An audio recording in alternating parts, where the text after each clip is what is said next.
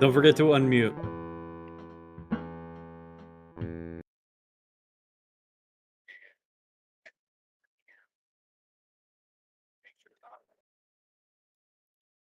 I think I am now.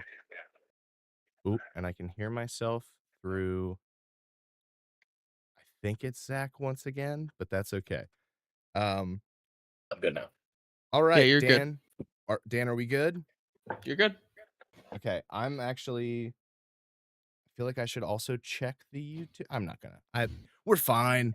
As long as we can hear us, we're fine. We're professionals. We're professionals. We're fine. Kind of. I am gonna check. I wish that we could Consummate check ahead of time, professionals. anyone who's watching, but we can't. La la la. Let's see. I have it up. I've got it. Oh yeah, we're super audible. Great, fantastic. Okay. Well, hi everyone. Normally this is where I would do like a little recap. I would introduce everybody, but instead, Zach, you find yourself after a white flash of light on the bridge of a ship largely unfamiliar to you. You recognize the dark carpeted floor, the dark purple and silver and gray walls around you, a big viewing screen. And out through the viewing screen, you can see this bright light flooding the area all around you. You see hundreds, at least. Is Zach still here? He looks frozen. Is frozen. It's frozen. Frozen in a way that is alarming. A little unnerving, yeah, I think. Frozen with excitement. Hi, Zach. Did you catch any of that?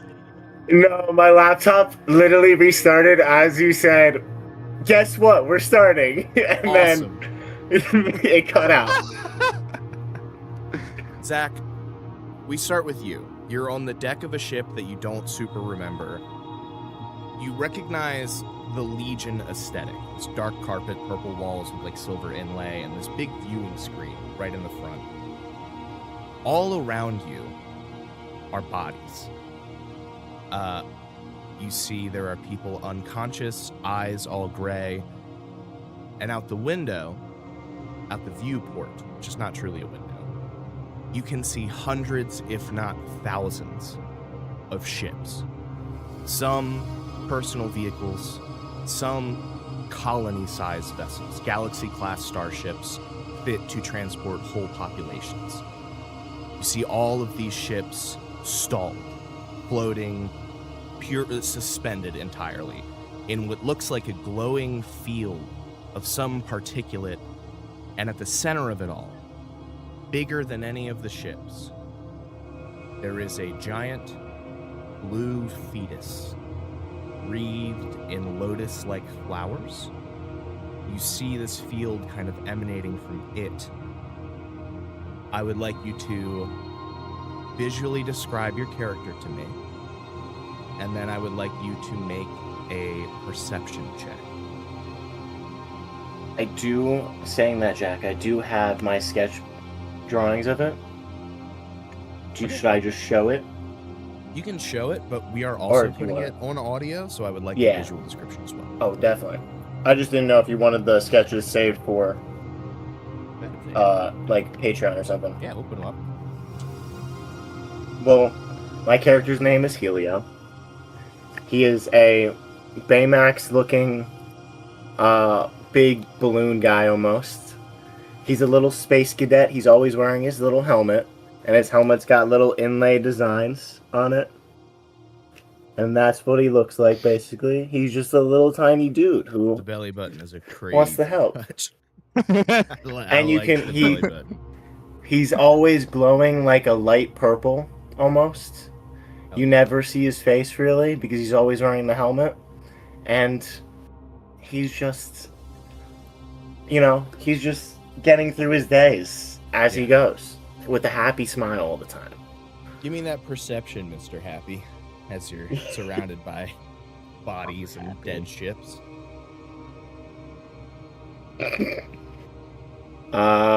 Amazing first roll, I'll tell you. I Nice. rolled a 5. Awesome. Let You me s- add that real quick. Give me a second. Okay. Because that is not added. Right. Unless Oh, you can add weird. my perception for. Yeah. Sorry, my laptop restarted. I should have it up. It's weird that I don't. Well, regardless, I don't think you've cracked anything No. that much better than a 5. I will find it because I do have you. Jack and Grant, just so you guys know, your characters are as of yet unclaimed in the campaign tab. I don't know if that matters to you. They It doesn't really? matter to me. Yeah. Nah, whatever. I'm only using this for level 1. I have paper for the rest of the time. Make sure you keep it up to date though, in case you need like help. You know, Sounds good. I will new do. rules and everything.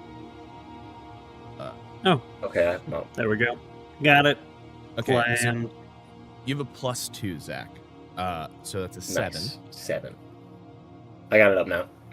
The things that you could have gotten were like noticing an apparatus for scanning all the ships in front of you or trying to scan the big baby. But with a 7, you're a little bit distracted. First of all, you recognize the aesthetic, but the uniform is a big difference. They're all gray.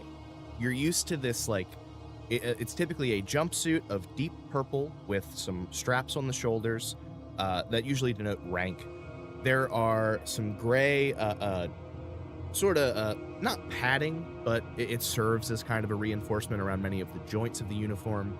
And then the central chest flap is like a light gray, and then there is a deep purple section that folds over the middle. It forms kind of an L across your whole front of your body, with the smaller Legion communication badge pinning the coats together. These, wherever there would be purple, it is like a almost black. It's definitely a very dark gray. That's not usual, and you've heard of specific ships having specific uniforms, so you get the sense that this ship is for some kind of secret mission or something like that. But all of that comes second to seeing your crew, your team, the other 1, 2, 3, 4, 5 people here.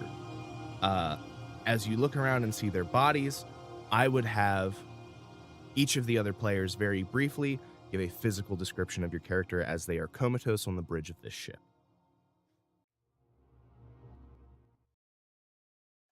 Who's Start wherever. first? Fine, Grant, I'll yeah. go. If you look down, Kira's probably in, I suppose, gunnery seating. Well, whatever seating would be appropriate. She is about 6 foot and change, covered in light gray to charcoal black plumage from head to toe, except for her face, which is uncannily humanoid. Kind of a large, kind of aquiline nose, beak-like, but not a beak. Hey, what color are your eyes? Oh, well, they're closed right now on account of being comatose. Or are they, GM? What color are they? They're a big, beautiful amber yellow discs. Cool. So, like, you're used to seeing that, Helio, but in this moment, they are cloudy, milky white. Unfortunate for all of us. Yes, her both hands and feet are tipped with talons, clawed, violent. Hell yeah, She wears a standard issue red Legion uniform. She likes the red.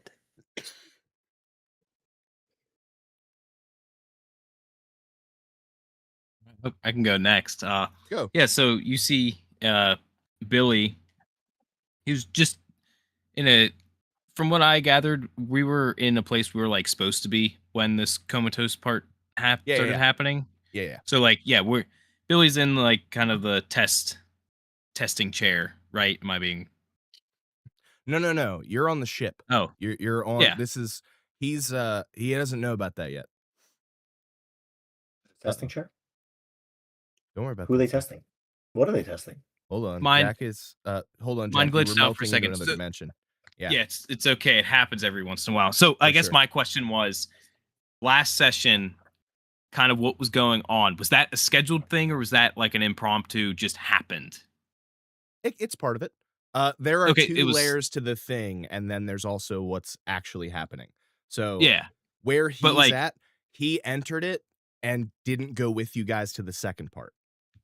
So Okay, gotcha. your body is here on the ship at the station that it would be at when you were operating on the ship. Okay, gotcha. Okay. Right. Yeah. Well, he would just be like in a chair that kind of like off to the side. You could see Yeah. that maybe there wasn't like a specific task assigned to. It was almost sort of like a be ready position. I think he you're on is- like comms. You're a Yeah. low level ensign training in comms. So yeah, you're in off to a monitor on the side. Yeah, and he is he's a human man, about like 5'9", 5'10", lean, lanky build, bright green eyes, very like short brown hair. Looks about to be like 35 years old, but very clean shaven and well kept. Hell yeah. Dan, why don't you go next? Hanno. Oh wow. Okay. Hello, D&D Beyond. Cool voice crack. So Hanno is about at like a 6'2", 6'5", kind of tall. Not really like super heavy set. Robotic looking figure. He has silvery, like almost a chromy kind of silvery metal skin, like as a detailing, and underneath that is kind of a dark gray, dark like almost black steel. And he's got a very humanoid looking face. Like it's not like bobs and bits together. Like no, it's like you could get like a humanoid looking face out of it. Cool. No hair. No hair. I think it would be disconcerting. Tim, It would be La- very disconcerting. last but so not least, in terms of physical description that Zach maybe doesn't know yet. Joruk is a 6'4" tall, thin build, light purple ceramorph. Mind Flayer. With Mind Flayer. With yellow eyes, and he's wearing like a black robe with purple outlines, with like the little Legion logo on like the little flap on the top. And just rocking with his dogs out. Hell yeah. I think specifically, Helio, you would see an apparatus that jogs your memory a little bit. Joruk is at a navigation station that is set up for psionic operatives. So it's kind of like a pool of water that he puts his hands in and he can feel where the ship is going to go. All of them, eyes wide open, milky white, bodies frozen in place. What would you like to do, Helio?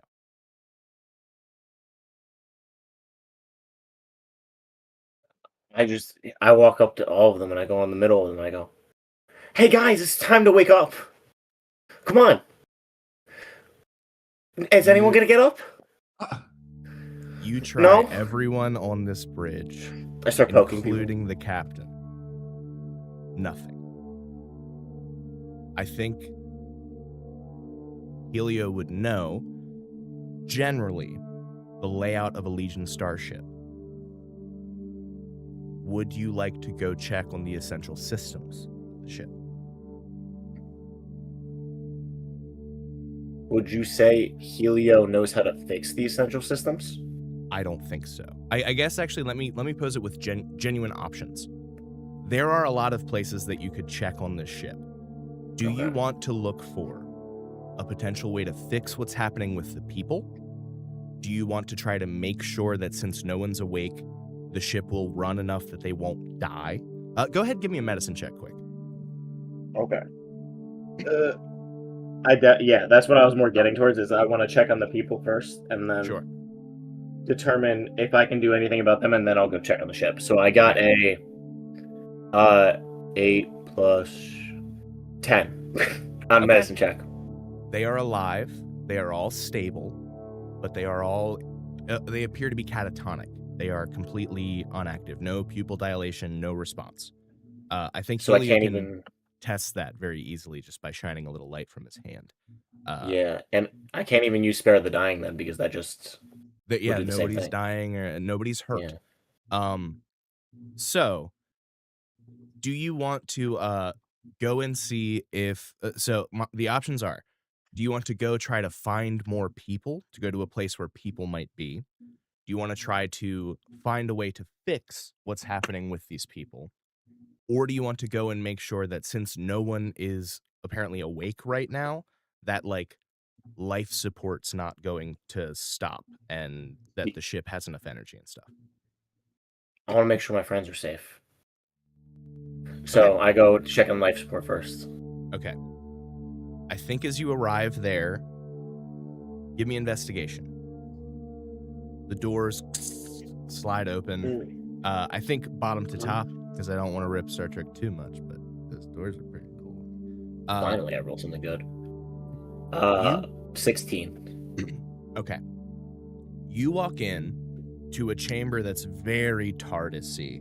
Big glass cylinder in the center with just glowing blue things in them. With a 16, you would know this ship in particular apparently is a living ship, and these are its warp organs. This is a ship that is naturally capable of traveling faster than the speed of light. And as you are in the engineering bay, you go to check the life support systems, and you find that the system is running at perfect homeostasis. It's not using fuel. It's just running. And even for a living ship, that is abnormal. With a 16 investigation, you deduce that whatever is doing this to everyone and keeping everyone alive, it's keeping the ship functional. And with a 16, it's not just because the ship is alive. There are added technological things on the ship that are also still fully operational. So the ship is also being affected by whatever is happening. Is there any way I could communicate with the ship? You could certainly try. Go ahead and give me... how would you try to do that? I would put my hands on its life organs. Okay. And I think you walk up to the cylinder. I think also you Yeah. know that you can talk to the ship, but you're not sure of its name at this point. So your approach is probably best. Okay. Would that be Word of Radiance then? Why don't you just give me tell me what you say, and we'll see what kind of skill check it'll be. I put my hand on the ship's blue metallic organs and I go, "Hi there. I know we're just getting to know each other really, and this is kind of like our first time really being intimate and like getting really be friends. But I just want you to know that it's okay. And I'm here for you. And I'm here to make things better if you just let me." Give me persuasion. Give me animal handling, actually. How about 4? Nice. There is no response from the ship's internal system. But at that moment, as you, I'm gonna go with what you said, and I'm gonna run with it a minute. The actual organelles are highly radioactive. That's why they're in this chamber, this cylinder. But you're a little cartoon guy, so you fully slip through the perimeter. I think you know that there should be alarms when someone does that, and there aren't. The ship, too, seems suspended in whatever this is. And then I think there is an alarm. You see on a monitor a diagnostic of the ship, and you see a blinking red light on the bridge where you just were. You also see that a lot of time has elapsed. Give me perception.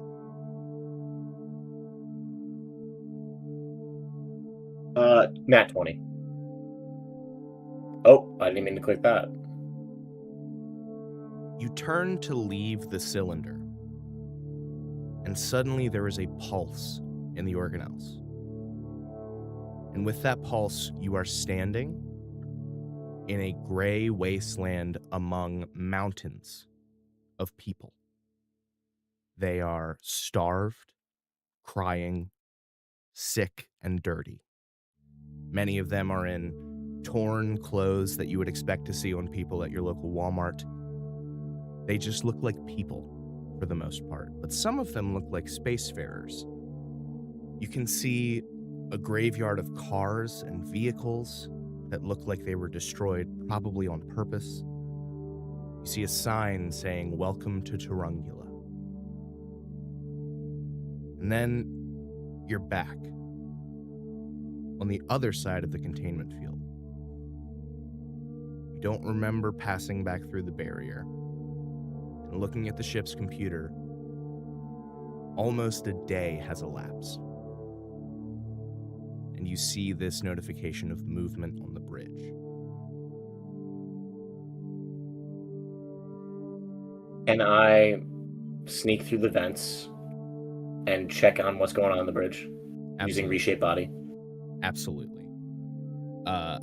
You glorp into the vents, crawling around, and I think you come upon a surveillance deck where you see everyone in there is catatonic. You know that the bridge is basically out this door and down the hallway. Looking at the surveillance, you see your party, now awake, standing on the bridge talking. Oh. Well, is there another vent that I can just go through There to is not check a and make sure direct- that's my real party? There's only one way to get into the bridge. The ship's pretty secure. Okay. Then I knock on the door. I go, "Hey Okay. guys!" The party hears footsteps approaching the door. There's this knock. The door slides open. And that's where we are now. Hi, everybody. Welcome. We are in This Is Dunces and Dingbats. Oh, Yeah, buddy. all is wrong. Hi. I'm obsessed with Weird Al Yankovic right now. I'm wearing the shirt. I went to a show. It's fantastic. I think I mentioned it last week. Everything you know is wrong is playing in my head constantly. The line where he says he got paper cut, he got affected, and he died really makes me laugh. So I'm Jack Aaron. That's my deal. With me, as always, Mr. Jack Maloney, What's up, playing Billy? Mr. Grant Morgan. Grant Morgan? Me? Yeah. Hi, I'm Grant. I play our lovely little freak Kira. Here he is. Tim Donnelly, Hi, I'm Tim, and I'm playing the great Joruk. Dan Shadorn, last name. Hi.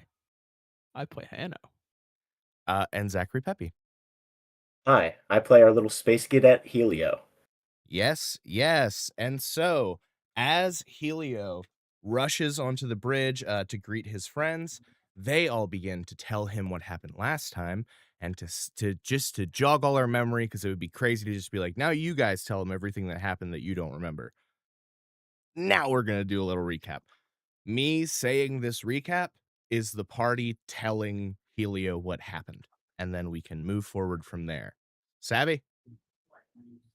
Sounds good. Cool. Absolutely. All right.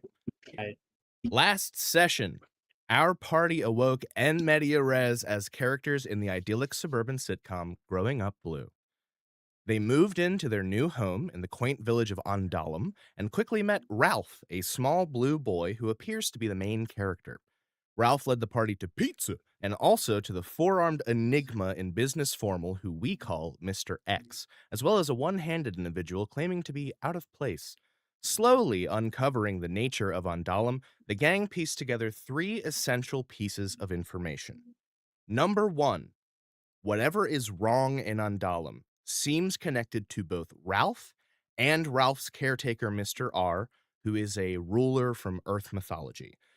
Number 2, Andalum is a hypnostatic illusion, serving as the food source for Nepenthes giganticus, a massive, blue, fetus-like creature cradled in flower petals.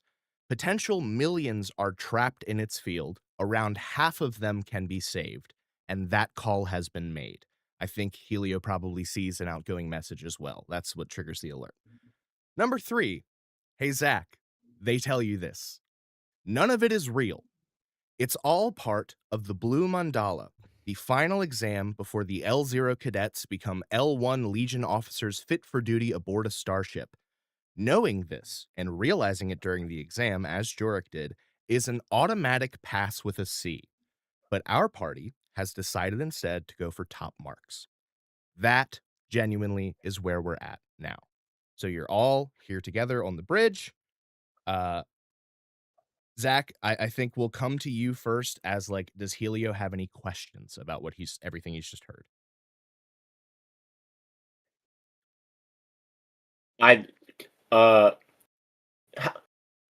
Well, I love that you guys are all trying your best and we're pushing ourselves forward and we're making things better. How do we get top marks on this test? I think we just gotta.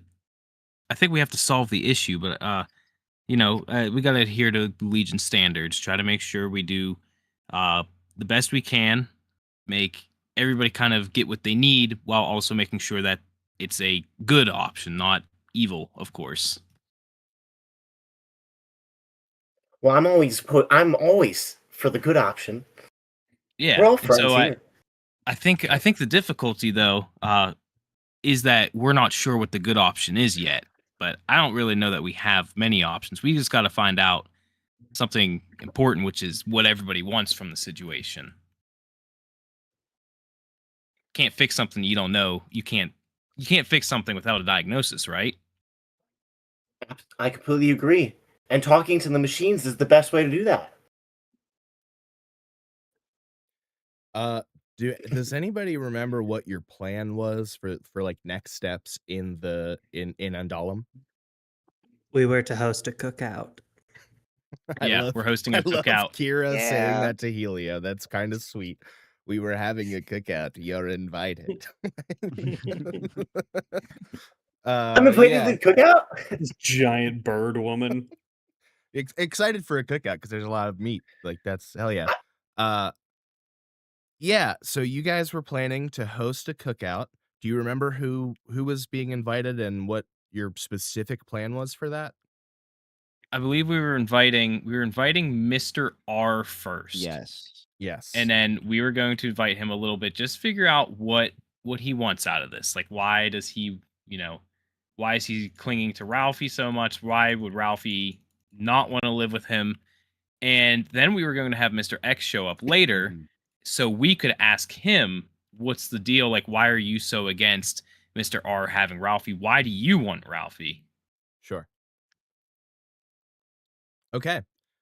Well, is there anything else we want to clarify to Zach's character before you guys everybody give me insight quick, and Tim make it with advantage.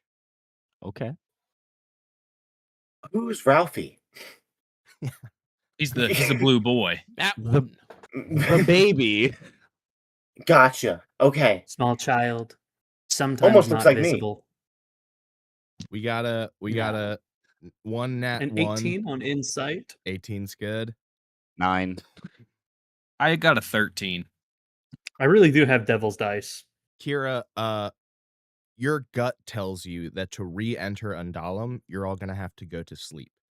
So whether that means getting like a little spray, I'm hesitating because I don't know if hypo spray is copyrighted by Star Trek, but like the idea of just like putting an inoculant into your body, there are things on the ship you could use to fall asleep quicker. But to re-enter, you will all go to sleep and then wake up in Undalum with an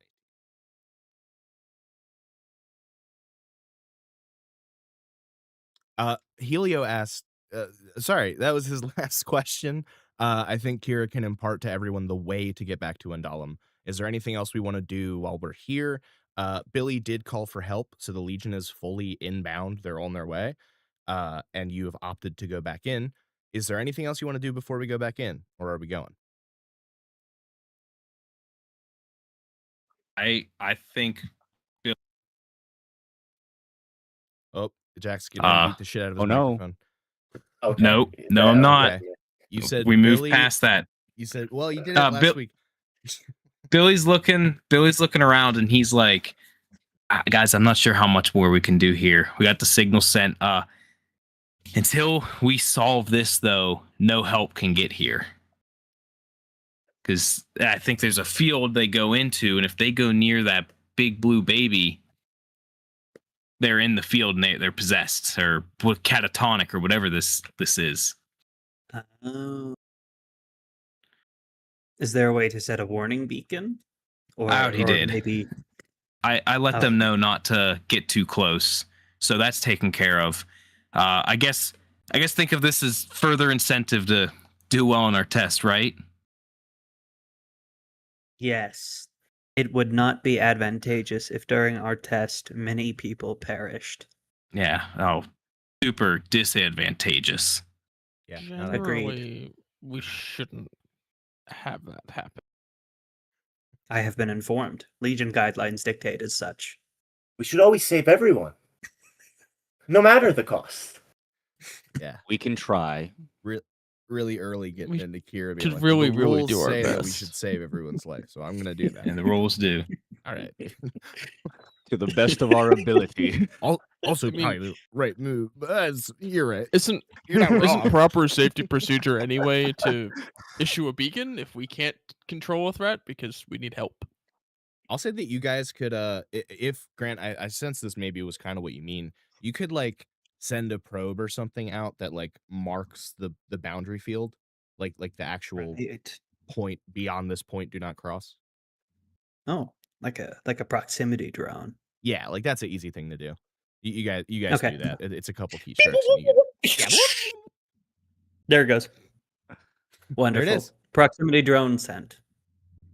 Now for the next course of action. We go back in. We have ourselves a lovely barbecue. And then we solve the problem.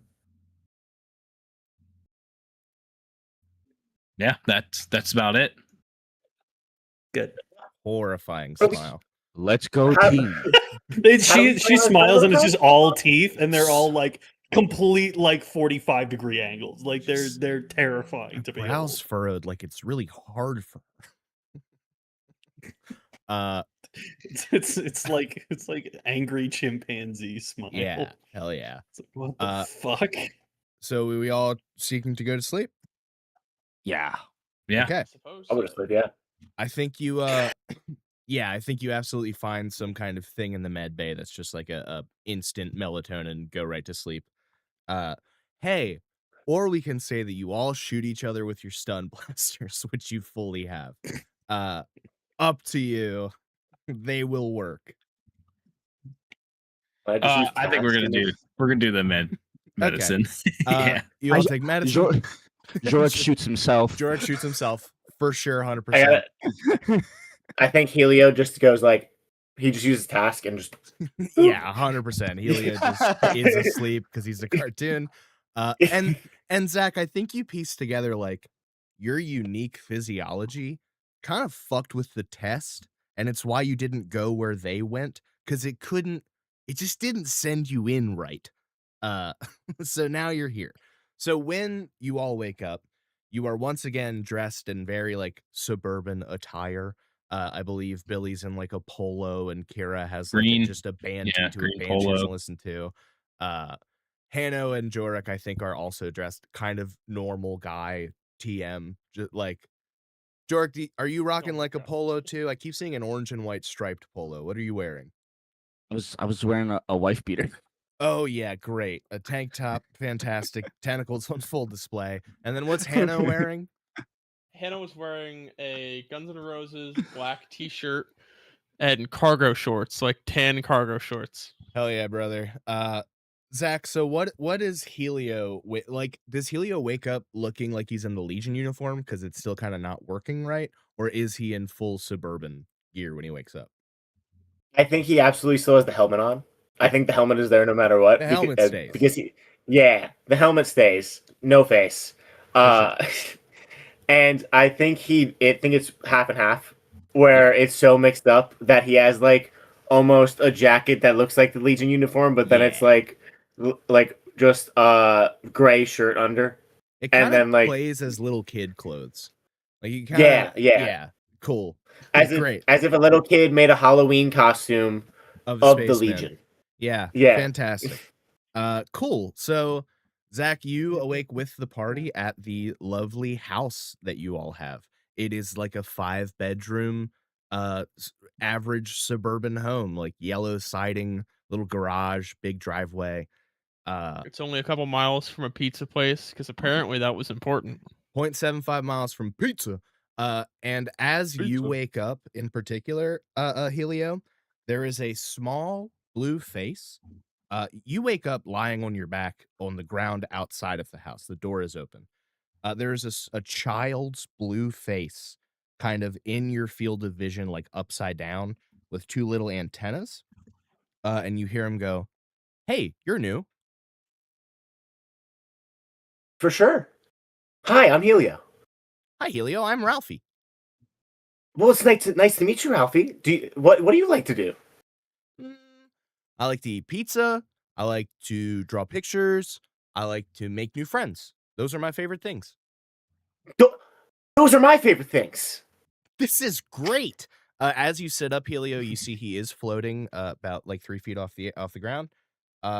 And yeah. Thanks, Bella. Bella's watching, giving tips. I think Dylan might be watching too. As We thank Helio, you for your contributions. yeah, as Helio rises and the rest of the party comes out, you are all here back in your home. Ralphie looks up at all you guys and goes, "Well, I guess I'm glad you came back, but I'm kind of surprised that you did. I was having kind of a party by myself in your house, so I hope you're not too mad." How big of a I'm party, gonna like Ralphie? head on a swivel. Just me. Oh, you know what would be horrible? Just you? Just me. Billy, you see that there are Gee. just like cushions thrown everywhere, food, the fridge is open. Just these, Yeah. not being very responsible. He's definitely a little kid. You are truly a party animal, and I respect that. Woohoo! Pizza! Zach, he's Yeah. only wearing a space diaper, whatever that means to you. Nice. Sweet. So Ralphie, you gotta make sure though. Gotta make sure you're closing the fridge, or else the pizza's gonna go bad and you're gonna puke when you eat it. Shoot! I didn't know that. I thought that was Well, the pizza it's- on the couch over there. How long has the That's some of it. refrigerator remained open, child? Well, it's Don't getting have- he kind of doesn't warm know. in here, so it's He been a doesn't know. while. Yeah, sorry, Is the air Kira. conditioner not Closes functional? it. Not great. I couldn't figure out all the buttons. A shame. Yeah, Couldn't figure out all the buttons. yeah. Well, I can talk to the buttons. Oh, okay. He points. It's just an old school air conditioning machine. It doesn't. It's got Helio like goes up 3. to it. Yeah, it's got like 3 dials on it. He starts. Hi, buttons. Can you work? Oh my gosh! That's the sound it's been making. I use task again. I just poke it again and I go, "Please work, buttons. Zach, Please." if you want to take a minute, we can say that Helio's fucking with the air conditioning, and you Yeah, can take a absolutely. second if you want. Yeah, that's fine. And he just keeps poking. Oh, Yeah. oh, like Yeah, like no, like what? in real life, if you wanna take a second while they all get their shit together, you can. Now would be a decent time. But you don't have to. No, I don't. I mean, I don't need to. Okay. What you saw me looking at is that the cat pissed on my floor, Nice. Oh, that's and lovely. I was trying to clean that up the entire time Yes. Cool. because it man. smells like shit. So That's if I awesome. could actually take a second to go wash my hands, that would be actually Dude, really nice. now's the time. 100%. Yeah. Yeah. We're just gonna plan for stuff you don't know. Okay. So Helio's fucking talking to an air conditioner that doesn't talk. You guys are here at the house. We'll say it's like 3 p.m. No, we'll say it's noon. You have feasibly time to plan and invite people to things. Hey, just so you guys know, you gave me specific times. You really were. Yeah, I said 5:30 and 6 o'clock. You sure did. Said 5:30, 6 o'clock. Cool. Do you want knew it was up. Do you know how you're sending those messages, or do you need to ask Ralphie? Is there a phone book? I think there is a phone book. And do we have a landline? Bella has called Zach peppy piss hands, and I just wanted that to be on the record. I think Ralphie looks around and goes, "Yeah, I think there's an old phone book in here." And he opens a cabinet under the sink and crawls fully into it. There are like construction sounds for a moment, and then he comes out holding a giant yellow phone book, like All right, a Ralphie. foot thick. Let me roll through this. I'm gonna search in there for Mr. R and Mr. X, which one is Roman. I know that. Yes. Okay. You find I think you find Jacob Roman is the first entry in the book, and I think you see there are several whiteout names on it. Give me investigation as you look at this book. Yeah, see that. Jorik, you can also do that if you Investigation's not my best, but I did get a 16. 16's pretty good. I'm gonna have Jorik come over and look at it with you, and if you group beat a 30, I'll give you the thing. You just got to get a 14, man. I server muted Zach because of the feedback, so don't let me forget that when he's back. I got a 19. Fantastic. We beat it. As Jorik comes over to look at it with you, because Billy, you notice something's weird about the book. And Billy, as you're just scanning through, there's so many names and so many of the numbers are whited out. Jorik, you deduce together, this book is growing, or at least it has the capacity to grow. Some of the pages are differently yellowed. It appears to be more fresh as it gets to the back, almost like every time this thing subsumes another person. We all get to watch Zach clean cat piss. This is great. Every time it subsumes another person, they are added to this phone book. And then for some reason, when they leave, because this town is not this populated, there's not this many people. So apparently whatever is not this town, they get whited out.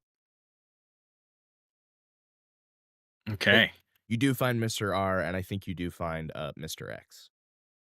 Okay. Yeah, I'm going to dial the number for Mr. R.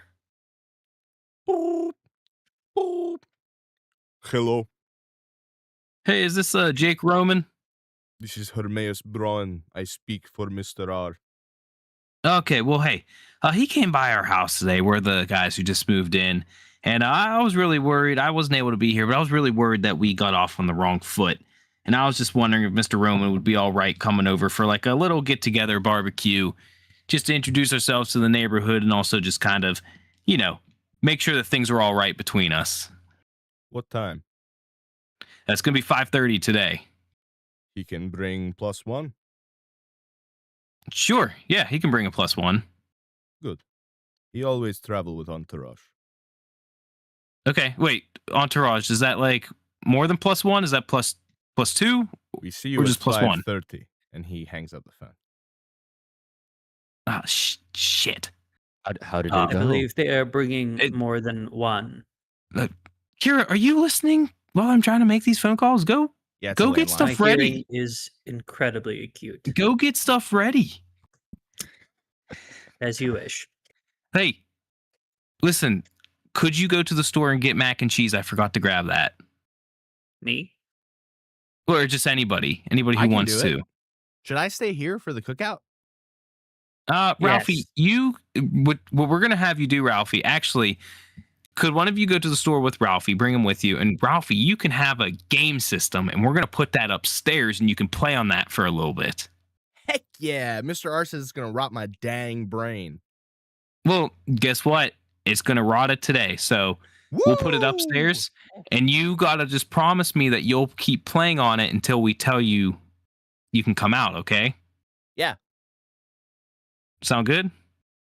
Nothing too violent, But I want to play not good for Beast you. Slayer 5. Why don't you play What about Manslayer recent- 2? you can play the most recent Spodek game. It's got enough violence in it, doesn't it? Spodek is pretty good. I don't know all the rules. There's so many rules. Oh, well, the game's pretty good at telling you. Okay. Do you But like there's a Spodek, manual. Billy? Well, yeah. I mean, I played it for like 10 years, man. What? Okay, hold on. I will play the game, but but when it's all done, you have to play with me. Yeah, I'll play with you, but make sure you get one. Well, hold on. Well, now I got to tell you which one to get. Don't get the most recent one if you want to play as me in the game. You got to go back about like You're in the 7 years. game? Yeah, I'm in like 10 of them.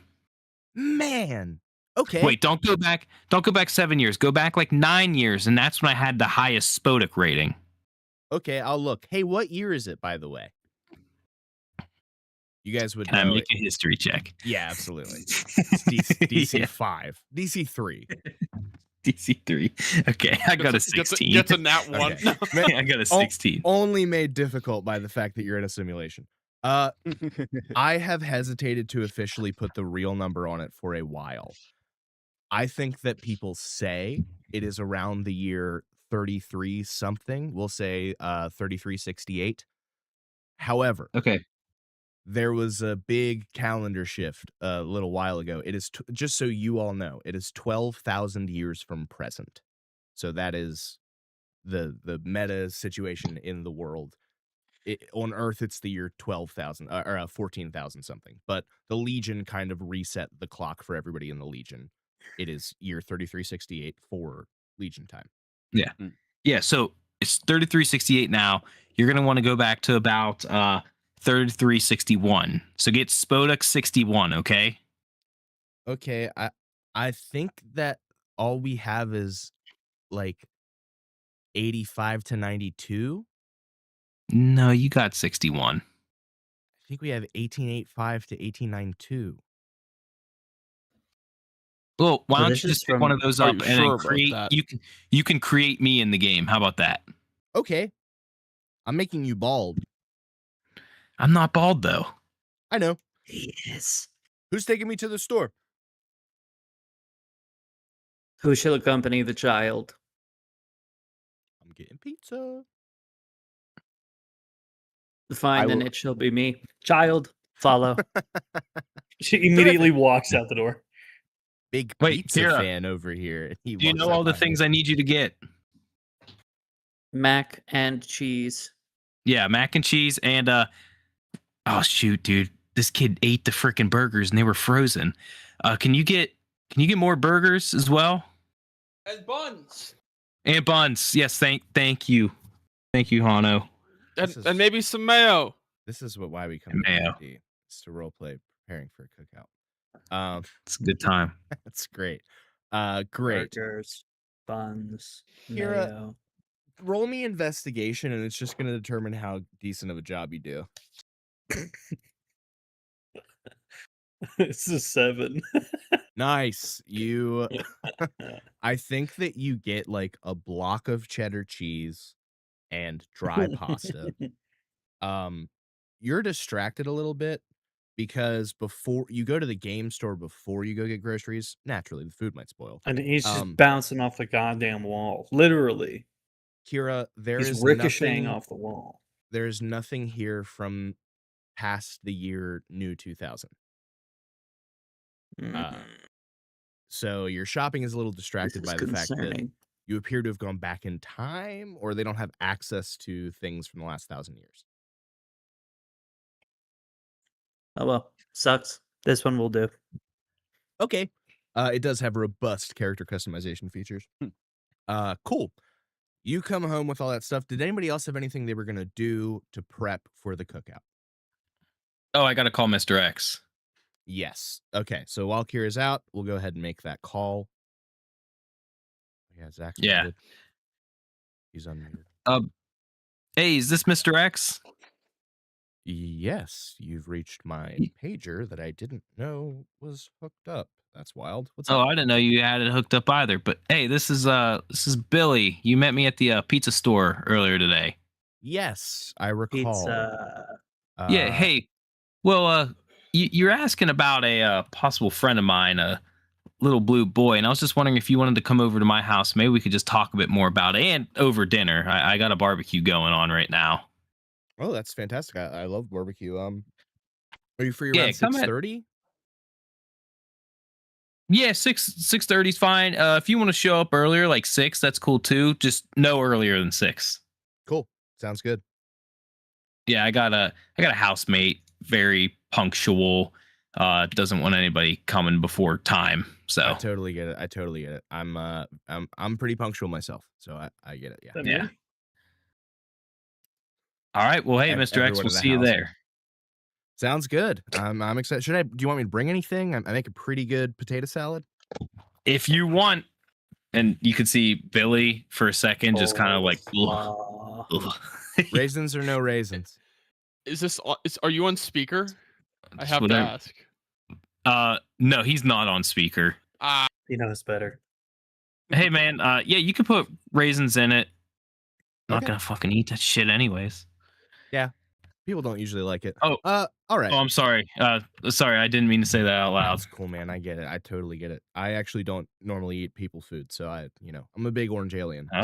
So I eat like that's rocks and stuff, but I love barbecue. Oh, okay. It kills me dead, but I love barbecue. I'll be fine. Okay. Yeah, that was like. Okay, cool. Yeah. All right, 6:30. Yeah, 6:30. Sounds like a plan. Meet you then. All right. Cool. That call comes to a close. Go ahead, Zach. He's making I think Helio raisins. walks back over to the group now, and he's just like wet. And he's like, sorry, guys. The AC wanted to play with me so bad that it just squirted its water fluids on me. Huh. Do AC units do that? Only when they're broken. Well, the coolant system didn't work, so I had to fix it somehow. Only when you've just broken them. It starts to get a little warmer in here. Zach, roll me sleight of hand, and if you beat a 15, you did fix the air conditioner. And if you don't, you absolutely just broke it. Yeah, 11. Yeah, it's broken. It's spraying water. He put some buckets under it, so that's a cool new thing. But at least now it's a slip and slide. Oh, The kid will love that. Aren't you also made of metal? Like we're just like Metal. Okay. What's it gonna take to get you up there freaking out like a little bug? So I think time elapses. We deal with that. We cook the food that we can, and 5:30 rolls around. Thanks, Grant. Does anybody else? Does Tim or Dan? Do you guys have anything? I think I think Hanno has gone to try and help with some paper towels to try and go help clean up from the AC unit. Sure. Shorok is decorating. A lot of balloons. All right. I want a group performance check. We're looking for a 35 for it to for the lack of ingredients and slip and slide to not be a huge problem. A 0. What's the ability check? Performance.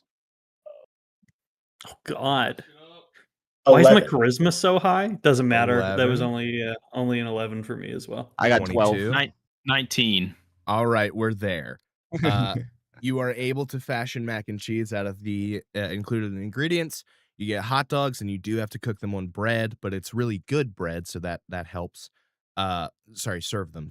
Kira forgot buns, but yeah, the AC problem is relatively fixed. It's not super hot out anymore, and it's not. You just unplug it, you turn it off.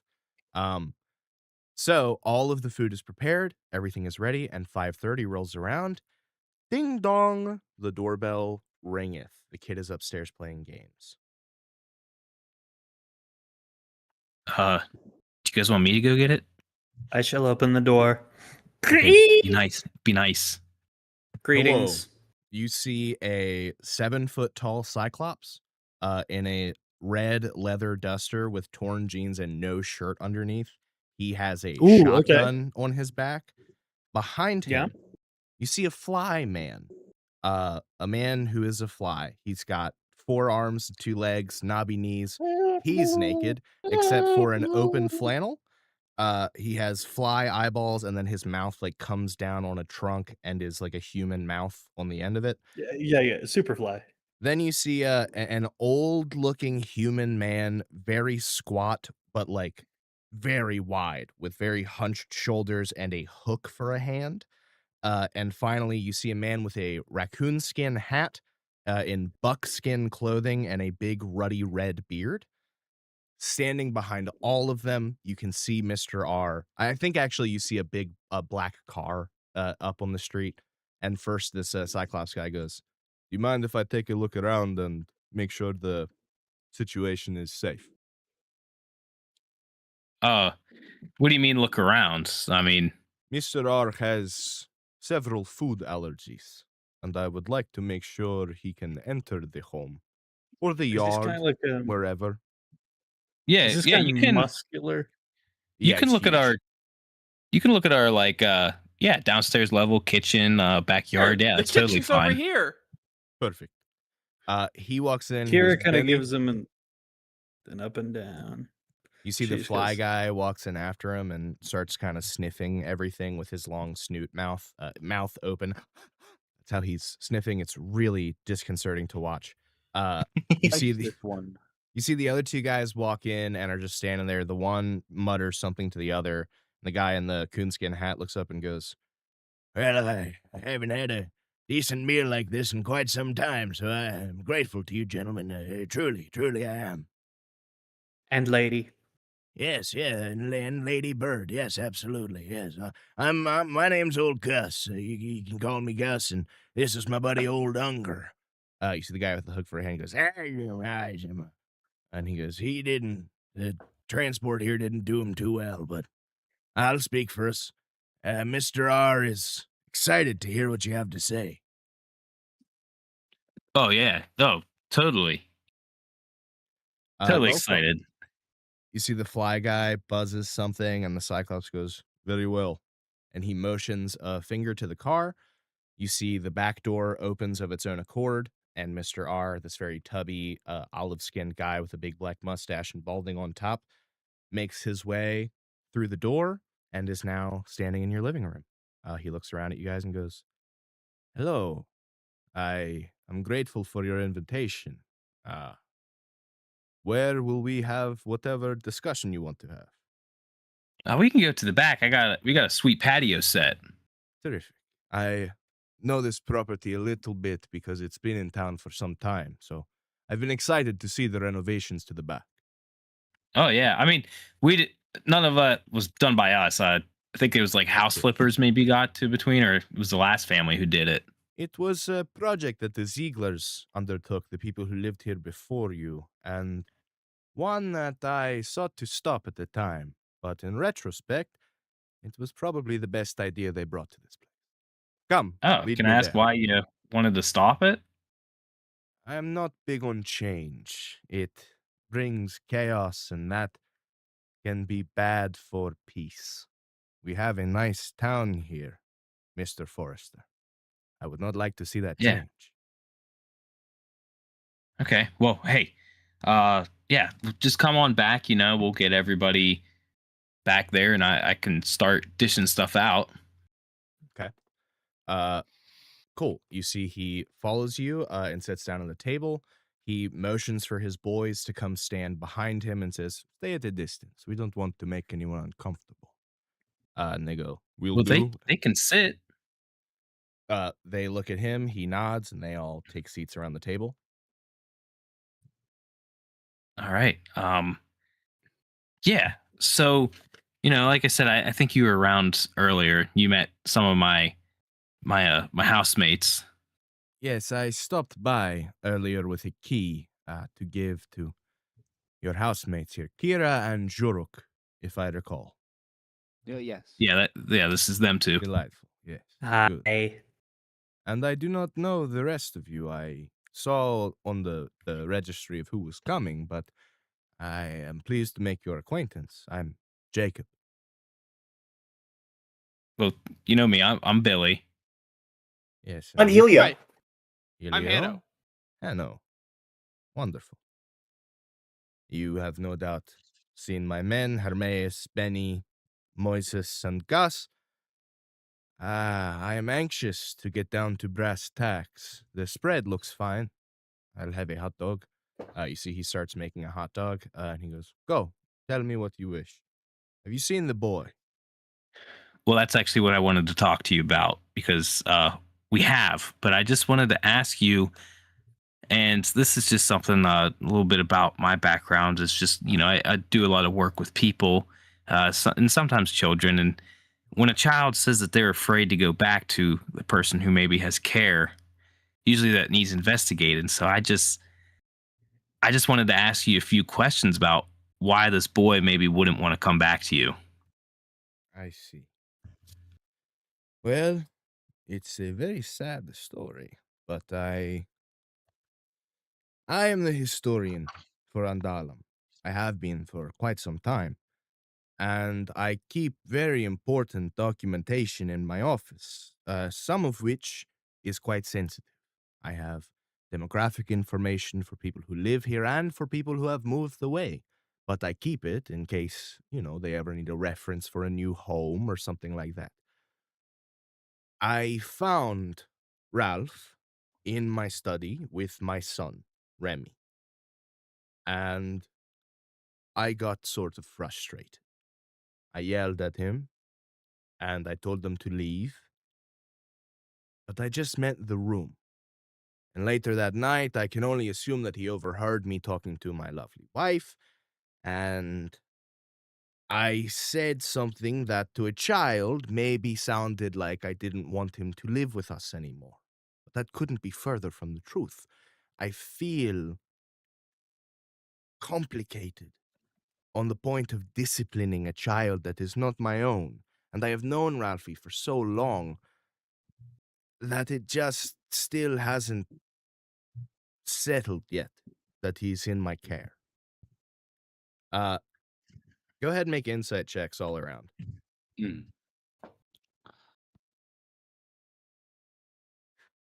19. Nat 20. 21 13. specifically. 17.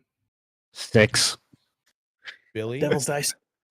it's enough for you to know that something he said was a lie. Kira, it's the same thing he said before. There's this thing where that you specifically pick out, you see this guy's weaving bullshit. But I think Kira with a natural 20, I'm going to do something crazy. Billy with a 19, I'm going to tell you the lie. The lie was specifically, it feels wrong to discipline him. When he says that, he really doesn't mean that at all. That's pure performance. But Kira with a natural 20, I'm going to tell you all the things that aren't true, all the things that are true. He has known Ralphie for a very long time. So long that it hasn't settled in that he's a kid for him to discipline. It is true that he has documentation on everyone who's ever lived in Andalam. It is true that he sees everyone who comes through this town's personal information and stores and collects it. The only thing that is a dead-on lie is that he doesn't like disciplining this kid and doesn't feel right about telling this child what to do.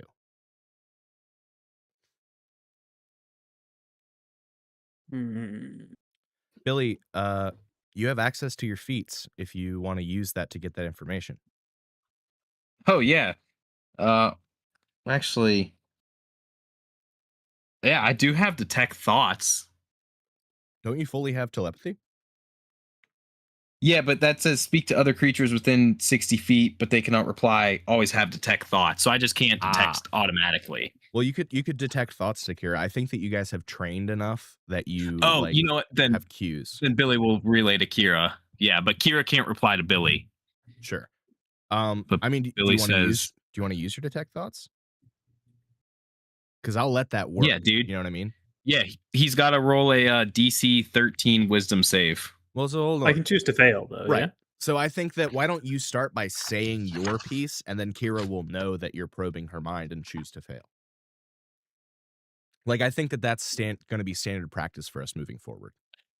I was going to say detect on Mr. Roman. Oh, I mean, you could do that too, but if he succeeds, he'll know.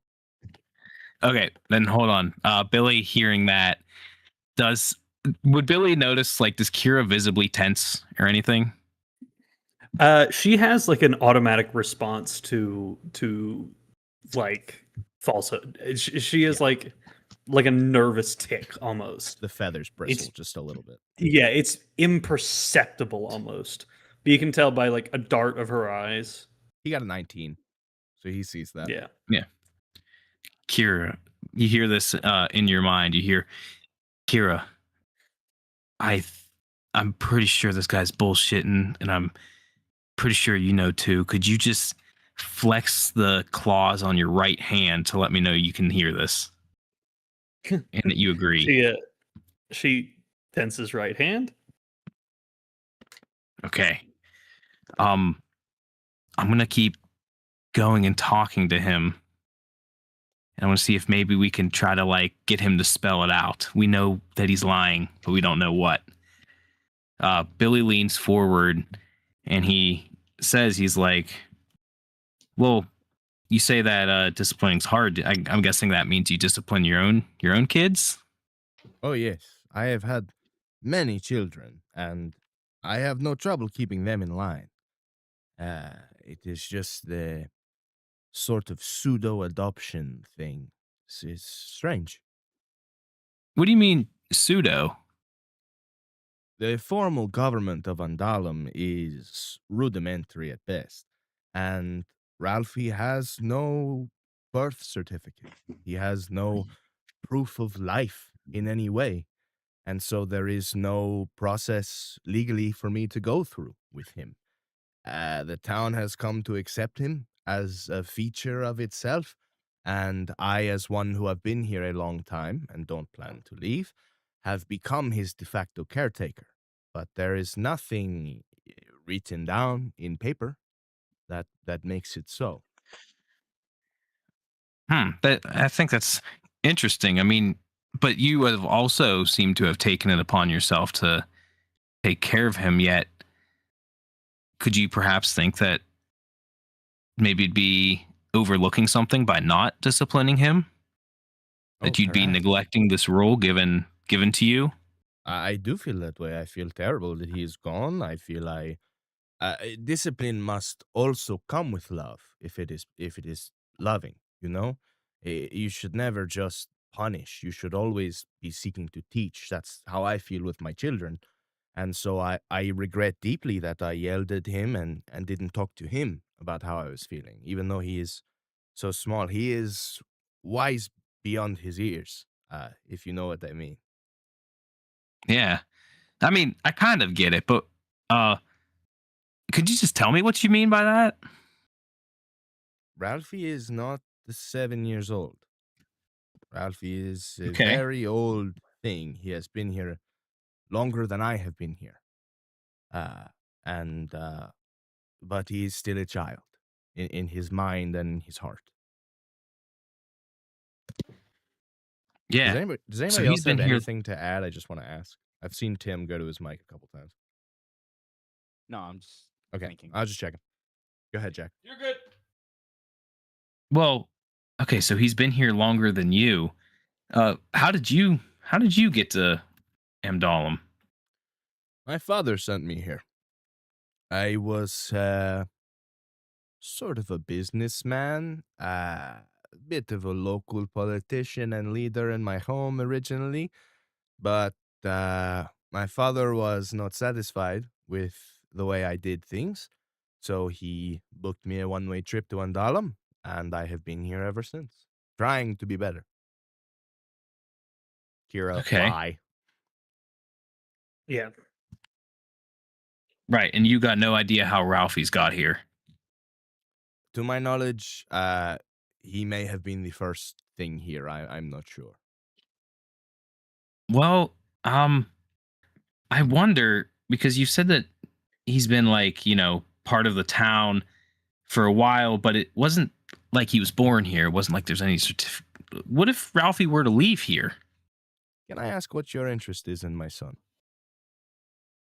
Listen, I talked to your son, we got that out of the way, and he seemed very distressed. So you have but the seen other- him. Yeah, I said that at the onset of our conversation. Is he here? He's not in his backyard. But in this house? No. Give me deception. Mentally, he's elsewhere. He's on the fields. I got a 10. Shit. He looks at you and he goes, "Very well. What was your question again?"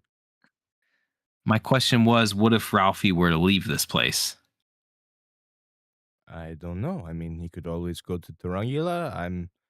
I'm not super familiar with the surrounding towns, so I'm not sure. He's never had want to leave, as far as I remember. Okay. Well, what if I did offer to take him to Tarangula? I mean, I know you said you don't have formal papers. What if I took him for a little bit? If you know where my son is, and you take him away, not only do you not have my permission, but I will hunt you down like a dog. And the That's men who fair. are with me here do that for a living. I pay them very well. So Yeah. Well, speaking of dogs and hunting, are you aware that is a man in Andalum with great interest in your son? I am. Yeah. What's up with that? I don't know. I mean, he's an alien. Very clearly. I mean, visibly, he doesn't look like anything else that comes here. Most things that come here, there's like one or two. There's nothing else like Ralph here. So I think that science guy is just sort of wants to run tests on him or something. He can't let go of whoever he was before. But I assure you, it's better for everyone in Andalam if you just learn to go with the flow. You don't. Who he was before? Yes. You don't want to end up like the Zieglers, who get to Andalam and can't handle it, and I have to book them a trip to Tarangula. Helio, you have that flash of a gray field full of bodies with a sign saying, "Welcome to Tarangula." Helio turns blue for a second, and then just goes back to normal. Well, I think the conversation has turned a little bit, and that I should probably take my leave of you. Before things get Well, personal, you know? right. Well, hey, we're going to keep our eyes out for your son. Please do, and you'd be wise to let me know if you find him, because Abs- I care a great deal for him. Absolutely. I think Billy's going to telepathically relay to everybody and just be like, do not let this guy go upstairs. You see, Can I use friends on him? No shit. Try. Can I just shake his hand and just go, well, I hope you find your son. But what will your plans be with your son? Exactly. to live a life, to teach him and care for him? Can I cast friends in that second that I shake his hand? Or Sure. I push my energy out to him and push my friendship energy into his soul? Yeah, your cartoon goodness. Yeah. For everybody here and everybody watching, we're doing a world where there's no magic yet, but Zach is from a cartoon dimension, so he has like native cartoon energies that he can use. It's not technically magic, it's Toon Force. Hell Yes, yeah. yeah, exactly. Friends is one of the ones that's not tech for sure. You like sparkle a little bit, your color gets a little brighter. He rolls a 7 on his save, which I know won't pass. Fuck yeah. Yeah, my is 15, wisdom 15. Yeah, he looks So- down at you and he goes, "You know, the normal things that the father would want. That I like you. I like your energy. Would you mind guiding me upstairs for a little tour of the building? I want to see what the Zieglers did with the place." I think you would get a better view from outside, though. That's where you get the best view of the upstairs from, is through the windows outside. You see a twitch on his face for a second, and then he blinks and he goes, "Okay." And he will And I- just follow you out front. Yeah. And I start pointing at the upstairs windows like, see? They're so cool from out here. I'm going to roll an investigation check.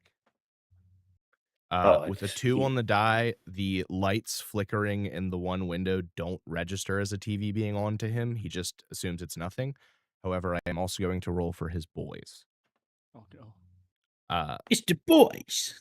One of them appears to notice, but he doesn't say anything in this moment. He does look at you, Helio, and kind of glare at you for a minute. And you see Gus. It's old Unger. So Gus comes up to the guy with the hook hand and goes, "Hey, don't worry about him. Food hasn't digested yet. We thank you for a lovely evening, though." And Mr. R goes, "Yes, truly, thank you." Can I do an insight on his boys? Are they as like mean as this old man? Because that Give me insight for sure. so that kid didn't say shit. Oh shit. That's what I said. There you go. Insight is a 12. These are stone cold murderers. These men are animals. Yeah, they're bad Gotcha. news. Bad news, dudes. Not upsetting to see them leave your house. Okay, I was just, have a nice day, guys.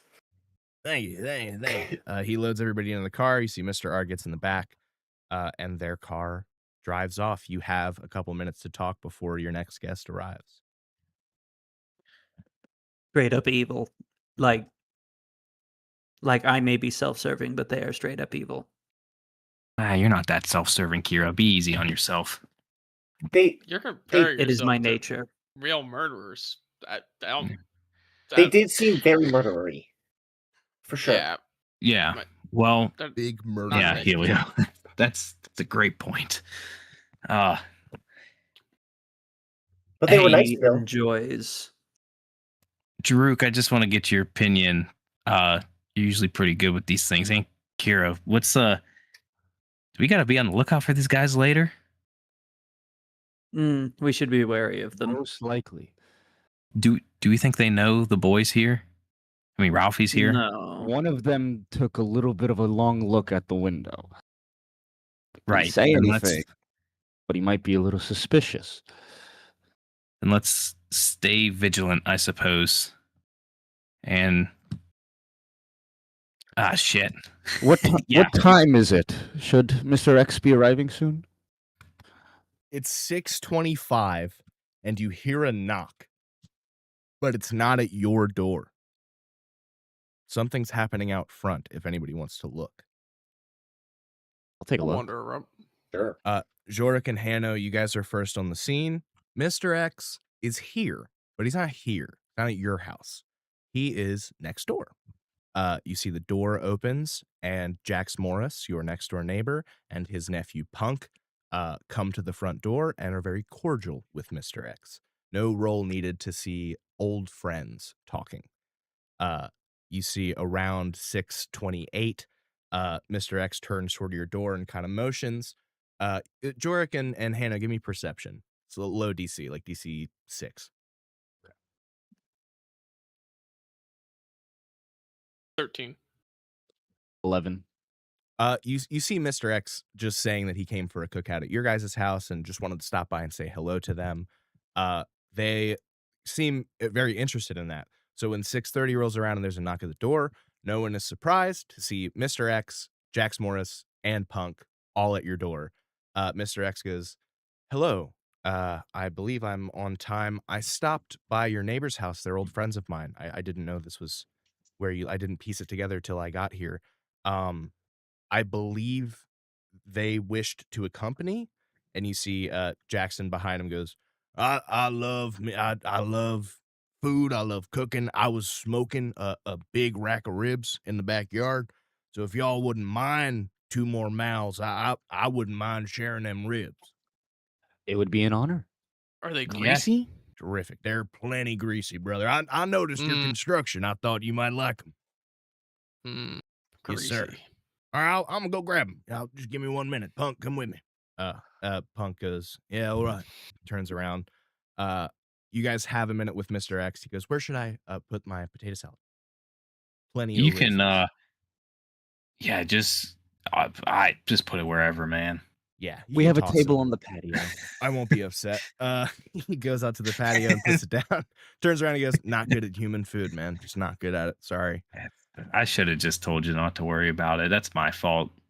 Did you guys am I late? No, you ain't late. You actually arrived exactly when I needed you to. Because I have to admit that there was some not quite truths behind my invitation to you here. Okay. Should I be nervous? Yeah. No, but you seem like a way nicer dude than the last guy we had here. I'm just gonna tell it to you straight. We had Mr. Roman here just a second ago. Because that boy that you were talking about at the pizza shop, he's kind of been like hanging out with us for the last day. You know where Ralphie And is. yeah, I know where Ralphie is. Okay, when Jack gets back, I would like everyone to lock all of the doors in the house and the windows. Please. Okay. Yeah, that's yeah, we'll do that. But I guess with yeah, we had Mr. R here and I think they know where Ralphie is too. Okay. That's not all right. What do you know about Ralphie? I know that he's old. I know he's like way older than he looks. Obviously, like even just more than like 7 years old. He's been here before Mr. R's been here. It sounds like he's been here before everybody's been here. Yeah. And I know that beyond this, all of this, and I'm not sure what you know about this, and I could be really, really screwing things up. But beyond all of this, there's something that sort of looks like Ralphie causing issues somewhere else. Did you go through the computer? Is that what we're gonna call it? It's interesting. Does your house have a photo album? Yeah. Go grab it. The Zelgers got pretty close. Okay. Yeah, did anyone see where we put that? It's on one of the big shelves in the living room. Here, I can't reach that. Can just grow and grab it. Reach an arm up. Yeah, Helio also gets really tall. You guys grab it at the same time. It's a little bit awkward, but eventually Your the look service is not needed. Thank you, though. Oh my! You're so neat and fun. She looks completely flabbergasted at this assertion. Oh, we didn't do this. Hey, Zach, can you roll me a raw charisma check? Raw? Yeah. Yeah, just add your charisma modifier. Oh, added. Okay, thank goodness. That is a 8. Helio wasn't super popular in school. Oh, You the player, Zach, you Oh, know no. now that this is a test for your graduation. I want to clarify to you, you know these guys. These aren't new relationships. That's not why we're not dealing with it like that. Your pod has been, like, for senior year at least, you guys have been together, but you've been in the same class the whole way up. But Kira and Billy were like really popular, and then you three, like, Tim and Dan rolled dog shit. I think Tim rolled a natural one. So like, you guys are the alarming alien things that people are kind of scared of. And then Grant's character is just so scary that people think she's really cool. And then Billy's like a nice guy. So like, yeah, despite how badly you want to make friends, I think maybe people find you a little grating. But it's okay. Just in a learning environment, college kids are weird about people trying to teach them stuff and be their friend. So yeah, I just wanted to put that I out am there. 32 years old. Right. Billy, I don't know how old I am. several years probably. Billy, you get that photo At album least back in your 5. hand. Mr. X starts going through it and he goes, "There, you see that?" He points to a picture that is yellowed with age. It looks like it's at least 50, maybe 100 years old. There's a town carnival happening in Andalum, and you see Mr. R walking a dog. There is no there I think you see Ralphie, but give me an investigation, everyone.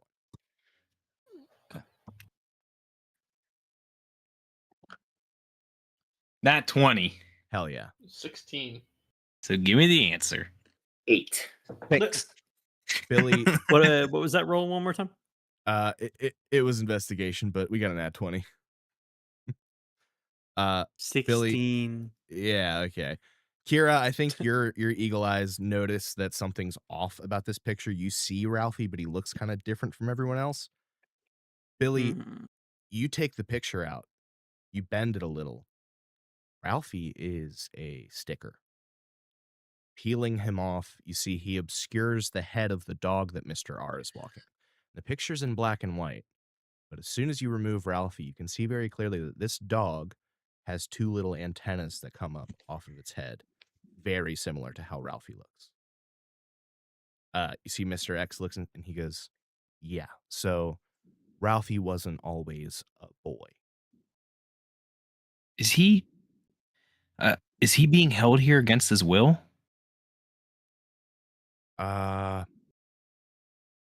Jax walks back in with this smoker in his hands. It's so heavy, he doesn't mind. As he walks it to the back, Hanno and Jorik, you guys want to go lock all the doors and stuff? Yeah, like he Yeah. holds the door open, and then as he shuts it, he locks it. Yeah. I run upstairs and do all the windows. You see Mr. X goes, this is Ralphie. All of this. All of it is Ralphie. Okay. Did you? Yeah. You said you met him and talked to him. Did you guys see him like manifest things? If you ask for something, he can just have it. Yes. Mhm. Yes. Everything I had in here, inferred. everything in here is Ralphie except the people. Okay. You see Jax Gotcha. drops the smoker where he's standing, looks at you guys and goes, "That's right. That's right. We were on a ship. Martin, Xandru." You see Mr. X goes, "Oh, welcome back, Jack. Happy to see you." He looks around and he goes, "Oh, I see your jacket, little fella. Don't tell me y'all are Legionnaires." That would be correct. In training. Did I miss something? You see Mr. X, who you now know is named Xandru, looks at Jax and goes, "We're trapped in a big baby. And you have been just smoking meats for weeks and weeks and weeks, and I didn't want to bother you because you seemed happy." And he goes, I assume you've become quite adept at it. I'm pretty good, man. I would say I'm as good at smoking meat as I am at hurting people." And Xandru goes, "And that's kind of why I wanted to give you a break. Oh, Because that's pretty gnarly." And he goes, "Yeah, no, I know. Only people who deserve it, definitively. And I don't kill them. They'll recover." Punk good. goes, Kira "I've known the smirks. whole time. I've been building a machine in the basement of our house to try to get myself out, but it's not working." Okay. Well, yeah. So I guess we should explain what's like going on. To you, Captain Morris and Punk. Hypnostatic do field believe from a that- giant being in space, trapping everybody in this illusory realm, trying to feed on us. Yeah. Yeah, Exactly. for sure. We can't. So Nailed it. Right. I guess and the all question the is, what do people we? in it are being eaten, and if we just wake it up, then they all die. Yeah. Right, I'm up to speed. Correct. All right. Okay. Any solution? I do believe Oh. that Mr. R is trying to control the boy. And Yes. as such, trying to control this place. Everyone here. My Oh my. theory. Sounds like he controls who's being eaten. So there's that. Has any of you seen Tarungula at all? Can't say I have, no. No. Zach? Out of yeah, I was about to say out of character. Hasn't Zach seen a Flash? Yeah. I think out of character, I think Billy, I think you and I also have when we were buying stuff at the supply store. Yeah, we might have. I'm It's trying to a- remember. It's Fact. like a flat gray plane where all the other people go after Mr. R says they're done with him. That's where all the dead people are. They're not dead. Not yet. They're alive in there. My understanding is that anyone who gets too close to Ralphie poses a threat to what Mr. R is doing. He has them taken care of.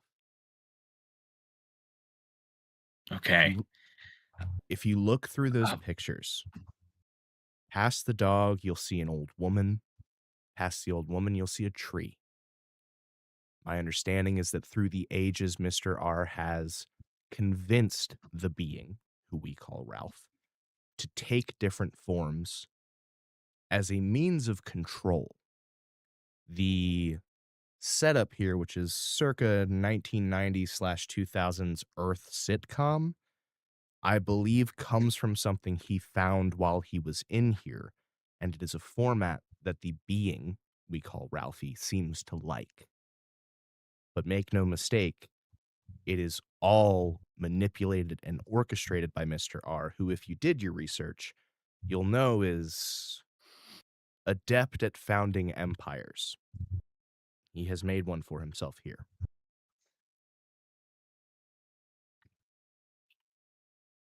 Right. Hmm. Okay, so all the people are still around in Tarungula, and I mean, is our solution to kick Mr. R's ass?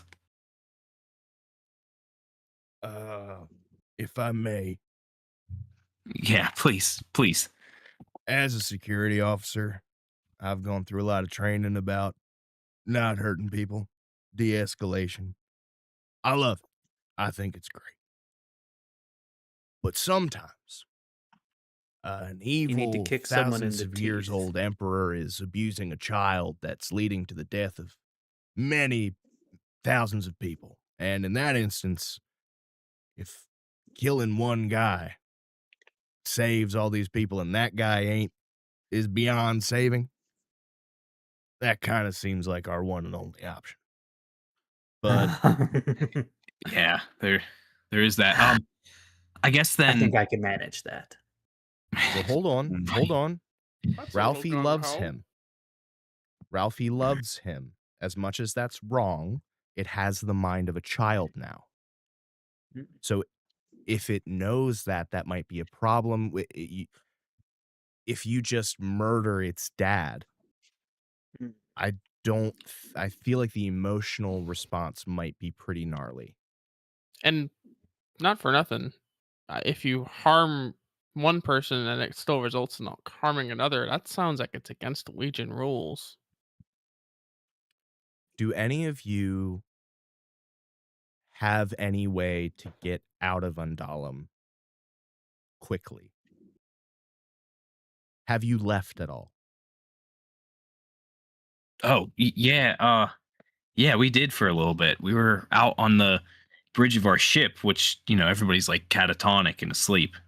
Okay, He that's let pretty us good. out. He got you out. He let let you us out?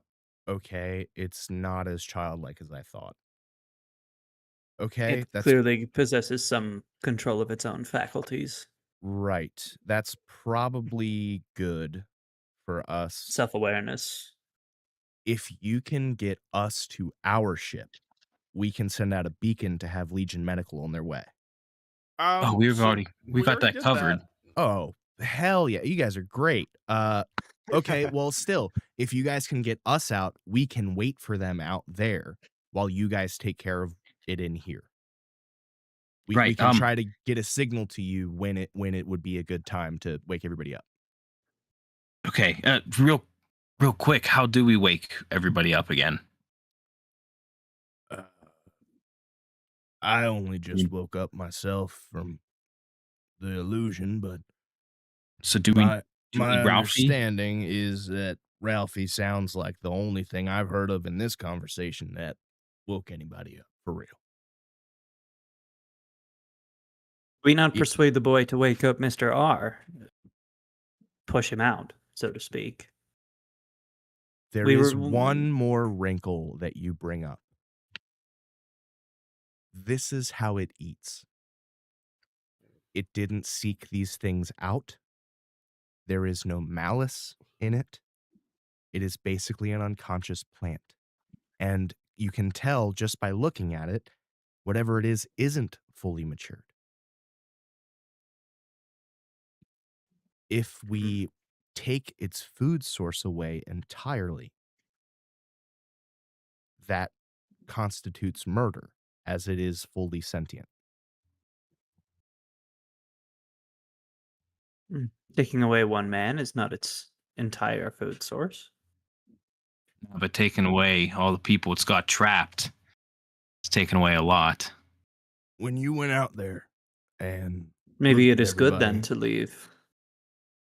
did in you here. all see if we wake everyone up, are they all going to make it? Nah, not all of them. About half of them. Well, maybe they'd like to Well. know that. Maybe they can make the choice. I mean, shit, I Too got true. real good at smoking meats. I reckon there's people in here that had rough lives. Smugglers and traders and lawmen and all kind of things. Some of them might want to stay. And also, I can think off the top of my head of several species that are incorporeal, mental creatures. They might like having a body for a little bit. I think there's things we could do that could keep it alive. It just, we have to talk to everyone involved. Right. So I'm guessing then maybe our plan should be to go to Turungula and talk to the masses, the groups of people. I think we can do that without going. I was under for a while, but I did notice the sound system. Mr. R seems to have speakers everywhere. I reckon if we could get into his study, we could probably reach whoever's in here all at once. Shit, you mean we got to go to his house? I think whatever happens, we're going to end up probably beating the shit out of him at least, maybe killing his thugs. Yeah, I was thinking about the thugs a lot. Like that guy with the hook. I don't know, man. He really kind of. Yeah. I remember. I don't really want to beat up the guy with the raccoon hat. He seems kind of nice, but he's a piece of shit. He's a bad guy. He's bad company, bad house guest, mean. Someone should have a discussion with the boy. Perhaps appealing to his logic and reason. He's a child, but children are not entirely incompetent. I mean, he did let us out. He has some He's aware of his faculties, he'll understand what's going on. I understand. You see Ralphie standing at the bottom of the steps, game console in hand. And he goes, "No need to discuss. I assume you hear everything." Yeah, and also this started happening once these guys got here. He shows you the screen. You see the bodies of Turungula all stand on their feet, begging him, "Ralphie, please, please let us out. Please, Ralphie, please." And he goes, "But they'll die if I do that for some of them, right?" Yeah. Are they truly living now? I guess not. Well, hold on, Ralphie. Before you don't let anyone go just yet. I know that might be a strange thing, but there's a chance that some people might want to stick around. But they won't know that unless they're given the choice. I can ask them. You can ask all of them? That would be good. Yeah, I can ask everybody all at the same time, individually. Oh. Well, if you can ask all of them. Yes, if you could explain to them that there's about a 50% chance that if you let them go, they'll die for real. Can I tell the people in Turungula that if they want to stay, they can come back to Undalam? Yeah, absolutely. Is Mr. R going to There is houses get room. for sale. You understand that the boundaries defined by your father are arbitrary, set only to punish. Yes? Arbitrary trees? They're made of trees. And milk? They are They're fake. not real. They're fake. So I can go to Turungula. You could. Yeah. Hold on. Yeah, let me you check. can. You see he vanishes for a minute, and then he comes back and he goes, "Wow, it's really sad there. I didn't know." Yeah, it's a grim sight. Well, he'll know that I just did that. He will? Yeah, there's alarm bells in the study that say Turungula, and I know everything, so, yeah. It's going off right now? Yeah, he's on his way. Okay, then Ralphie, we might have to have kind of a hard conversation with your dad. Are you gonna hurt him? We'll try not Ralphie, to. we're gonna try not to, but your dad's probably gonna try to hurt us. And more importantly, Ralphie, he may try to hurt you. Don't I kind of deserve it? Didn't I hurt all these people? No. Did you mean to though? No. Then no. Then- Okay. Accidents happen. Most of the time, I was only And- doing what he told me to do. Exactly. This is exactly the point. He is a You're- poor father. You're not responsible for his actions. I know much of poor fathers, and he is one. I just tried to kick him out in my head, and it didn't work. Well, Do you want him gone? I think I do. sometimes then, the way to remove somebody harmful is to do it yourself. Do you want me to do it? Is that what you're saying? You Uh, said I you should go tried? kill. You want me to go kill him? Well, No. no, you don't need to kill him. No, That's Yeah, okay. I really Ralphie. didn't want to do that. Send him away. I Maybe tried. just I talk to your couldn't. father.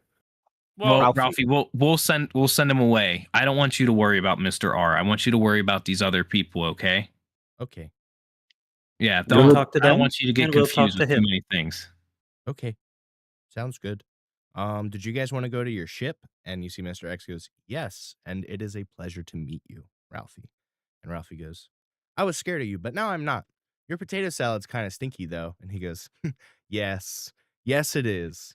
And Ralphie goes, okay, bye. And in a flash, they all go to their ship. Punk yells, I wasn't finished with my machine. And they flash, they're gone.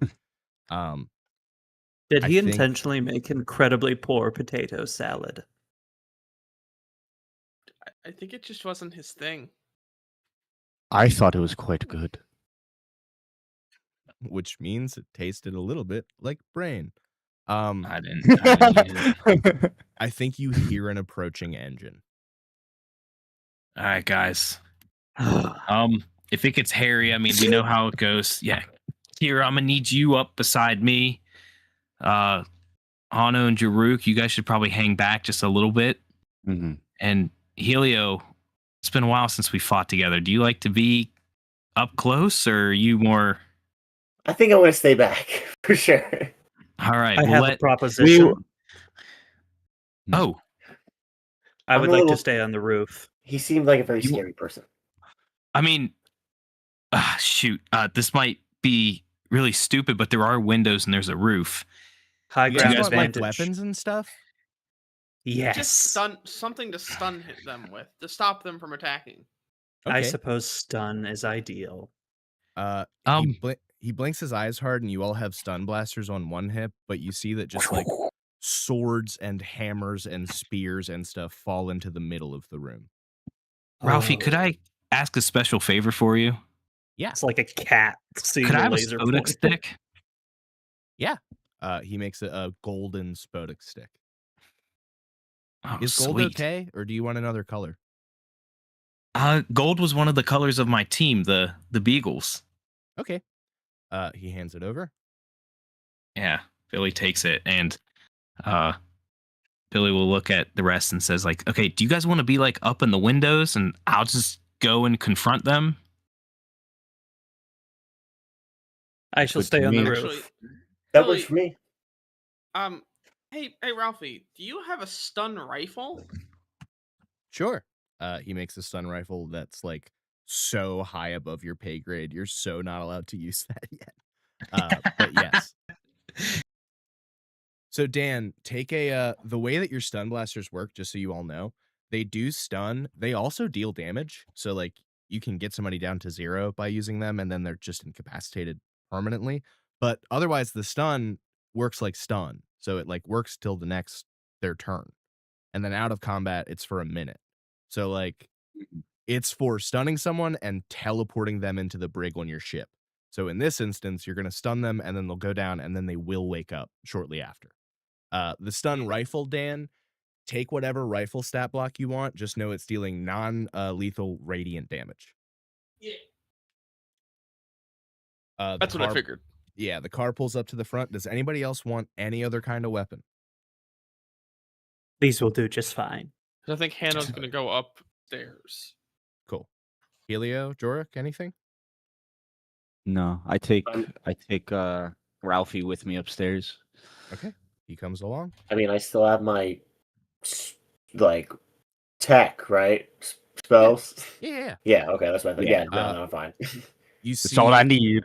Jorik, as you I see take my Ralphie fist. upstairs, closing the door behind you, you see he goes, "Okay, I'm gonna talk to everybody now, so just don't let anybody shoot me too much or something." I will take care of you're- you. I'm not there. He leans back in the air, like uncomfortably back, shouldn't be able to still be up. His eyes glow a bright violet, and Ralphie isn't home anymore. The This car kid is radical. The car pulls up to the front. You see 4 doors in the front open up with the back compartment still closed. And Hermaeus Braun, Benny Legs, Old Unger, and Gus Heffron all step out. You hear Gus go, "Well, boys, looks like y'all was keeping a little secret, but I seen it up in your window there." And he points up to the window where now there's a glow from this happening. You see Hermaeus steps forward and goes, "We fight now. Are you ready to begin?" I think, is it just Billy out like confronting them? Yeah, I It's think just- Billy has walked out front alone. Yeah, Billy's like, yeah, I guess on, it's time Wild to West. fight, huh? Terrific. Roll initiative. Woo! God damn, it's always Story. terrible for me. 7. First 19. 7. first 14. combat. 5. Okay, Do hold I on. Oh, have any hold on. so real quick, I have the alert feat, and I can swap initiative with an ally. Can I swap with Dan? Are you okay if I swap with you so you Yeah, can you- use that fucking rifle? I I'm just good think with that'd be a cool first thing. You just me- crack them with it. Tell me initiatives again, please. I was 19, but I'm swapping with Dan. Reroll to Okay. I a was 7. 13. I was 5. Oh wait, I can reroll initiative anyway. Okay, so yeah, 13. Never mind. I can take my luck point back. And then Tim, what'd you get? A 14. Nice. Okay. Right. Moment. As I write stuff down, it's live. It's fucking live. We're not fucking recording. Well, we're recording too. We're doing Do both. What? live. You know, Jared, for the sake of balance, I'm just gonna call what the rifle is just a hunting rifle, so it's just 2d6 versus the 1d6 for the pistol. Perfect. I love it. This guy. Oh shit.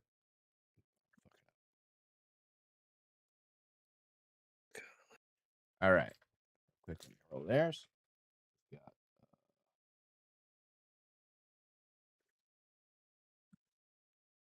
dog shit. No, it was cat piss. Nice.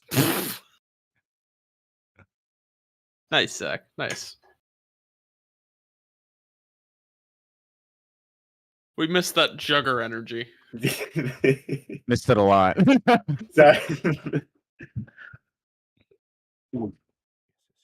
Don't worry, I'm just I missed it a lot too.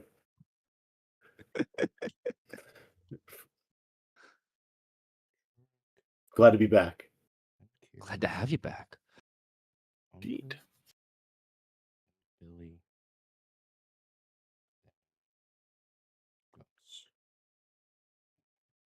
Okay. A lot of writing. It is a lot of writing. All right. First up to bat. Oh, and also I have fucking that. We will say first up to bat is gonna be Hanno. Alrighty.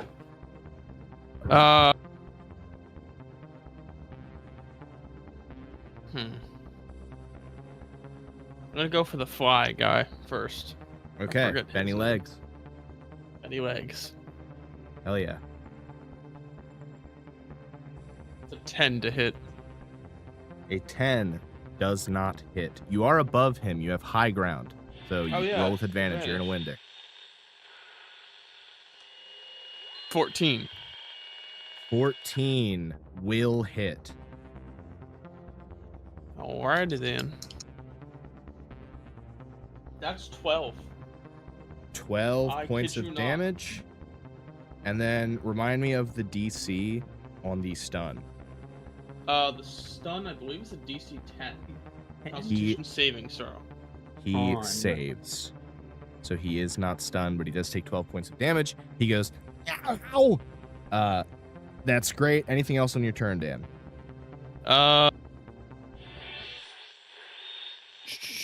No, I'm gonna go with no. I got nothing. Okay. Then we will move to Benny Legs' turn. He is going to take a shot at you, Hanno. This is fair. 19 on the die. Yup. Crossbow bolt coming at you for 5 points of damage. Ouch. And he is going to What? reload and shoot at you again. Which guy is that? Natural 20. This is Benny Legs. And he is the Fly guy. fly guy. It's not Damn. that cool. 4 points of damage from this second crossbow bolt. Dumb.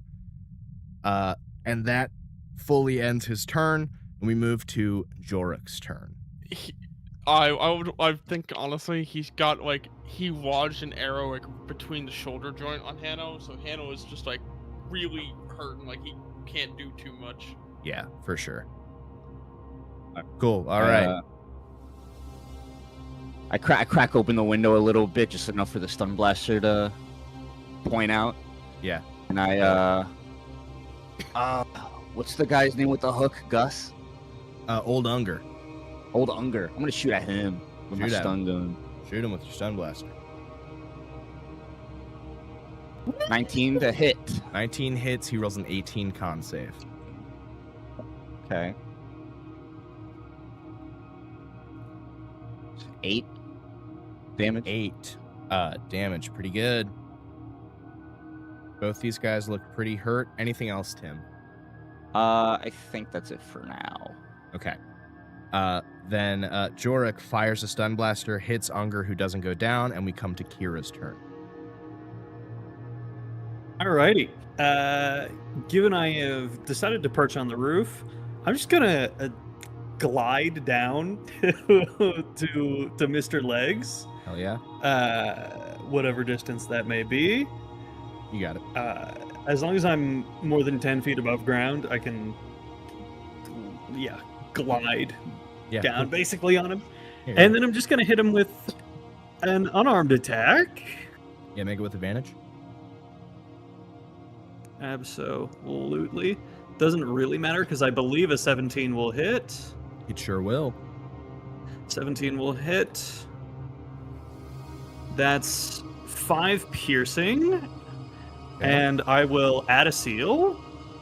I Nice. guess, how is this a non-magical way to do this? I think, Grant, are you comfortable saying that it's like a bomb for now and you don't have your seals yet? Yeah. Okay. I think she like has basically little trackers that she slips onto targets. Yeah, hell yeah. Cool. On attack, and then wait a second. I'm going to attempt to grapple Okay. Is that a with my bonus action? action. Yeah, hell yeah. Yeah. Very cool. That's a contested strength athletics check. He fails. 16. Yeah, so I have him grappled. Cool. He's so remarkably hurt, that guy. Yeah, it's just like she just pounces on him, stabs him, and then just. Yeah. So seeing you nearly eviscerate his friend, Old Unger also being hurt and being the next closest guy, is going to turn to Kira and take 2 swings with his hook hand. Mhm. So that is an 11 on the first swing Beefs. and a 22 on the second. Oh, that'll hit. For 5 points piercing damage as he sinks his hook into your shoulder. That's fine. All right, and then Billy is up. All right. Billy's gonna go for the Cyclops guy. His name's Hermaeus, right? Hermaeus Braun, yes. Yeah, Hermaeus Braun. Yeah, Billy's just gonna go up, or not go up yet. He's going to shoot at him with the stun gun. Cool. So that is, I believe. Oh my god, that's a nat 20, dude. Nice, dude. First combat roll. Yeah. That's great. Yeah, Billy he hip fires it. He straight Hell up yeah. cowboys that. Hell yeah, absolutely. Okay, so that is. So he's got to do that DC 10 save. Zach's cracking a cold one, I assume. Nice. Did he? What did he get on the save? Oh, that's right. He got a... Is it Constitution? Yeah. He got a 20. Okay. 6 damage, 6 radiant damage, Nice. Hurts him very much. and then Billy flips the stun blaster, puts it in, then he goes up and just. He's like, oh shoot, that didn't do the trick. Then he just punches him in the face. Yeah, hell yeah. Absolutely. No fucking way. You're not gonna. I'm not. Shut I'm not up. cheating, dude. No, I'm you not didn't, cheating, dude. That's crazy. I'm not cheating, dude. I am telling you. That's kick-ass, man. Hell yeah. Oh, I'm What did you sorry. get? That actually did 9 damage because I forgot to do the +3 Okay. radiant. I was but about to say, that did Cool, man. Which did one 9 did you damage. The Cyclops guy. Okay. Anybody that Alright. hits Mr. Legs, I can burn my seal on your action. So just let me That's know. that's another 9 damage to Hermaeus. Gee whiz, Hermaeus is instantly so hurt. He I think his knees buckle and he drops to a knee for sure. Like, he's incredibly hurt. That's crazy. Anything else, Jack? Billy just looks at him and says, "Sorry, dude. You forced my hand." Fuck you. Gus is gonna run forward and try to hit Billy.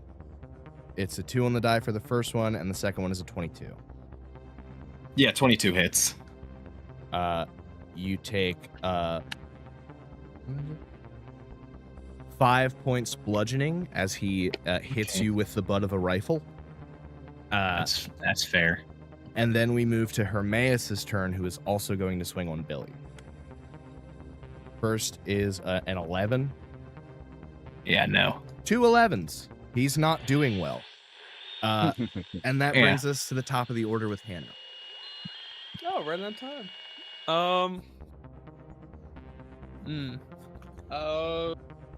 Just gonna go for Benny Legs. Okay, take the shot.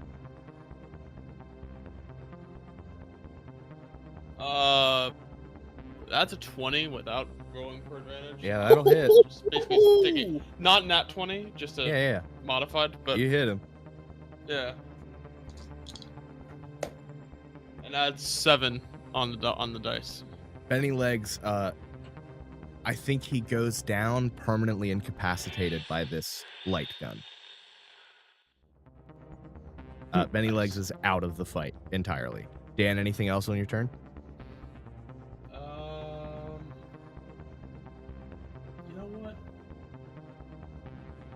Yeah, he's gonna use Hunter's Mark against I forgot the guy in the raccoon hat. Gus. Gus. He's gonna use Hunter's Mark against Gus. What does it look like when Hanno does Hunter's Mark? He like throws a rock at him. Great. Cool, Dan. Thank you. Throws a rock at him. There's a rock at him. You could have been like, his eyes turn red as he looks at that guy. Nope. He throws a little rock at him that he has a bag of rocks and he throws them. Throws a rock at him. Fantastic. 1d6. And Cool. Well, that's Benny one. Legs is out of the fucking fight. So, Dan, do you roll damage on that? Right Yeah. away? Yeah, there's nothing there that you just have. You can cast it without expending it. You just cast Yeah, it, but but you just say Then you cast deal it an and you- extra d6 when you hit him. Oh yeah, it's true. Yeah. Okay. Actually, I'm pretty sure. that may be the case. It doesn't explicitly say it, but I'm happy to treat it that way.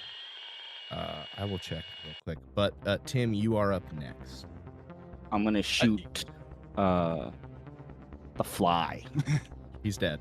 Well, he's dead. not dead. Oh, he's dead already? incapacitated, but yes, he's down. So is it just Gus and Olunger left? Yes. Yes. Okay, then I'm Uh, going for Olunger. You deal an extra 1d6 force damage to the target whenever you hit it with an attack roll, Dan. So, moving forward. Cool. You're going for Unger or Gus, Tim? Sorry. Unger. Okay, go for it. Oh no. A 6 to hit. I love seeing that 6 roll doesn't across the great TV on screen. 6 won't do it, brother. Sorry to God. tell you. You do have advantage. Oh, You're high okay. up. Yeah, you're high up in a window. All right. That's awesome. A 9. Yeah, 9's not gonna do it either. Sorry. Sorry about your luck. You shoot at him and he goes, Billy looks up. He's like, "God damn it, Jaruk! Fuck it up." "Get your fucking head in the game." I'm trying. I know, Kira is man. Next. Grant, you're up. Alrighty, given that one guy's down, I'm going to bonus action shift that seal, and basically she just kind of gestures, and they're like remote control. Give me a insight check quick before you say who you switch it to. Yeah, sure. Nat 20. Holy shit. Hermaeus Devil's own Braun dice. has 2 hit points left. So I'm pretty sure like if you Okay. put it on him, you could kill 2 people this round. Oldunger's not doing it. Yeah, I'm actually gonna shift that seal onto somebody else because in order Okay. to deal damage with it, it needs to be triggered with Gus damage. has so, the most hit points, and Unger has 12. With a nat 20, I'll just tell you that. okay. I'll send it to Unger. Okay. I'll Cool. switch that little seal over to Unger, and then I will roll an attack on whoever the fuck it was. Which one?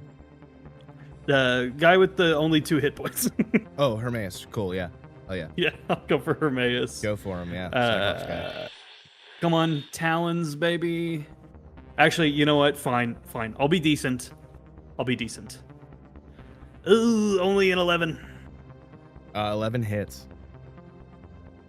What? Well, regardless, that's 4 damage. We're level I'm just gonna 1 headbutt him. characters. You headbutt a man to death. You all watch Kira kill a guy for real. Not a stun blaster, headbutts a man to death. He's a Damn it, Cyclops. Kira. I thought he was stronger. Can't.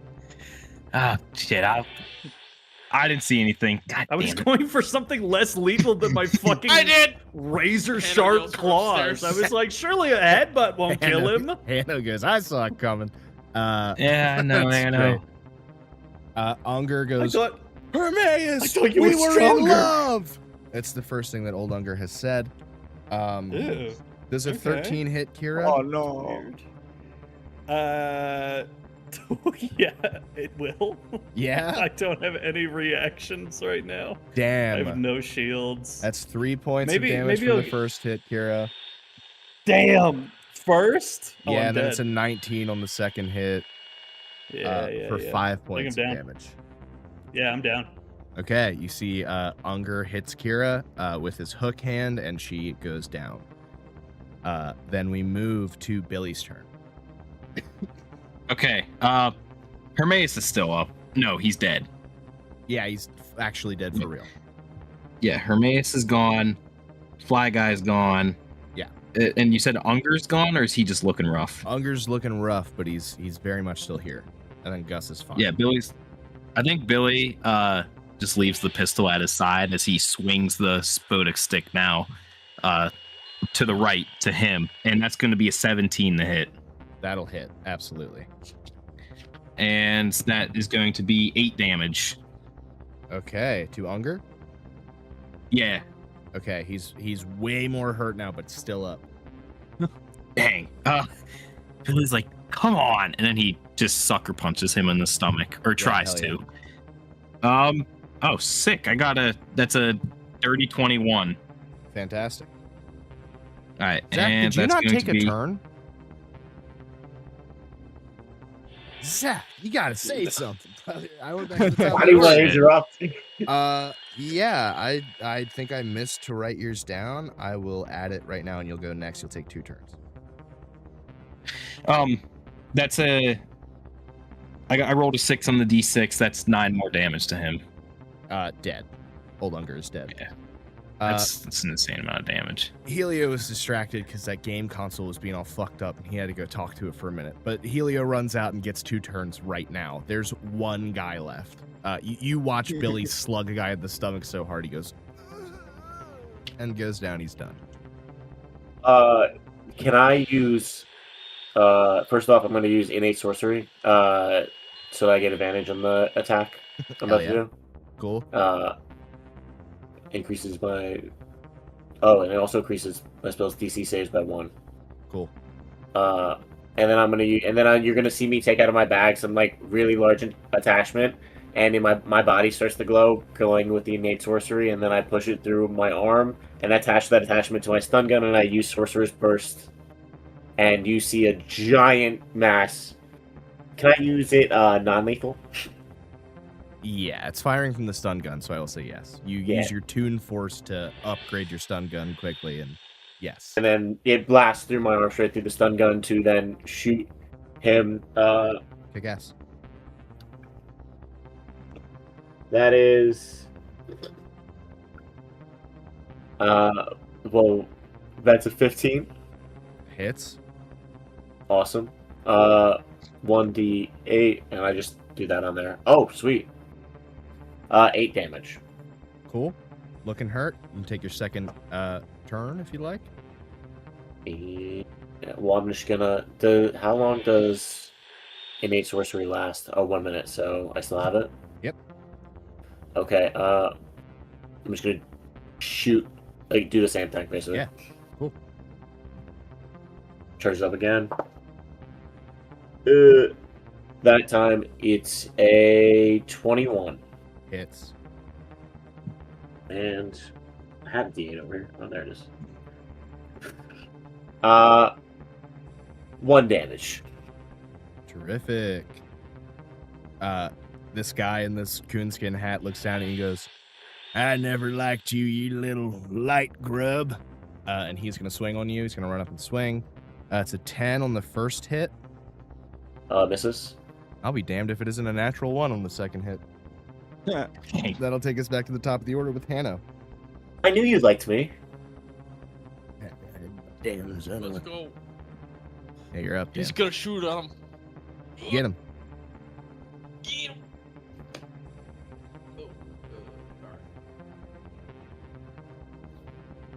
Oh, that's fucked up. Alright. I will then position. Alright. Cool. Ah, that didn't go well. He definitely whiffed that. Awesome.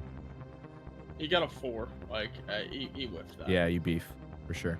Yeah. All right. We move to Jorik. Gotta shoot him. Gotta shoot him. Have to. No other choice. 10. 10 does not hit. Oh, I have advantage. You do have advantage. 17. 17 There we hits. go, dude. There we Now we're go. talking. Yeah, now we're doing stuff. No, it was 6 damage. 6 damage. Pretty good. He's very hurt, but still up. Kira, can I have a death saving throw, please? Absolutely, don't mind me. Playing toys. I would nod there. Oh, where the good heavens is my stuff? Here we go.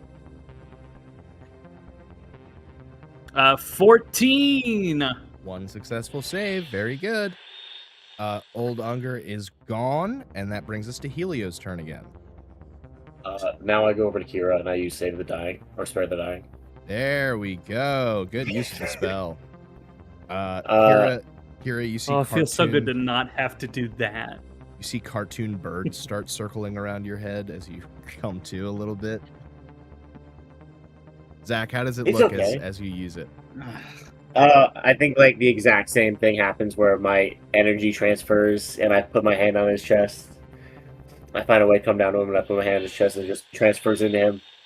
And then you see a moment where he breathes and the birds go around his head. Fantastic. I love sorry. it. I like the Tweety Bird thing as your cartoon magic. That Cool. feels offensive. For sure, she's a bird lady.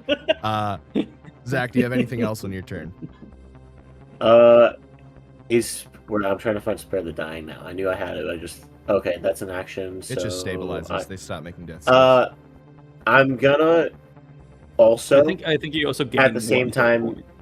give Kira Shield of Faith. Can't cast 2 spells in a turn.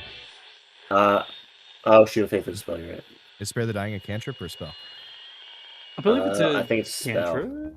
Is it a No, cantrip? no. No, it is a cantrip. Okay, then you can. I was do about to say. Yeah. I think that one's free.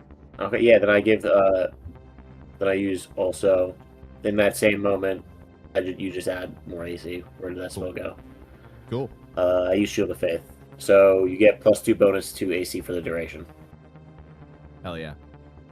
Billy is up. Billy's up. Okay. The only guy left now is that Gus. Yes. Jack, give me perception real quick. Yes. That's going to be a 13. As you walk up toward the last guy left, you hear this. This is Mr. X coming in. Legion backup has arrived. Medical team inbound. It would seem the signal has been given. It's time. So, just so you know, you're safe to wake everybody up. As safe as you're going to be. Okay, I think Billy before that, he's gonna punch Gus. Yeah, hell yeah. I mean, this is still And happening, you know? Yeah. What is that? 9 plus 14 to get Gus. 14, you absolutely hit him. This will Yeah, probably that's gonna be be- it for him. That's 4 damage. Ooh, he's still up. I'm gonna get him again with my bonus action. Kill old Gus. No, but this can. I rolled a 15 on that. Maybe you can. Now that's 5 damage. No, but this He had- can. He had 1 hit point left. How do Yeah. you take him down? I think Billy just like. I actually Billy turns and roundhouse kicks him. Hell yeah. As you do Yeah. that, you see Mr. R exits the vehicle at the moment that Gus goes down. He looks at the people on the ground and he goes, "Pretty good. Best anyone has done yet. I see you actually killed one. That's gnarly." It was not. Well, it wasn't mine. I don't think it was her intention either. So, are we fighting or what's happening here? Fragile skull. I'm going to call my son, Idiot. and he's going to come, and we're going to straighten all of this out. And then you hear from way above him, "No!" And you see the whole sky like clouds over, and then they part, and you see Ralphie's face in the sky. You hear him say, "Father, With diamonds. you are basically pretty bad, and I'm kind of done listening to you. A bunch of my friends are going to move back in, but you have to go to Turungula now." You see Mr. R goes, "I'm not going to no. Turungula. I'm going to put your little ass in Turungula." And he goes, "That's no good. I'm sending you to Turungula." And you see Mr. R goes, "No, you can't. You're not strong enough." And he goes, "I'm pretty sure I'm pretty strong now that everybody agreed to stay." And you see Mr. R's hands start to glow this bright blue. He looks at you guys and goes, I will find you. In the next life, I will hunt each of you down and kill you. This is my vow." That's fair. See you there. That's just straight up evil, man. You see all around you on the hills that surround Undalum. Even from this distance, you can see rows and rows of silhouettes cresting the mountains to come down into town. And as Mr. R stands here and screams, suddenly, about 12 half-naked, starved people rush through the street and launch on My top of God. him.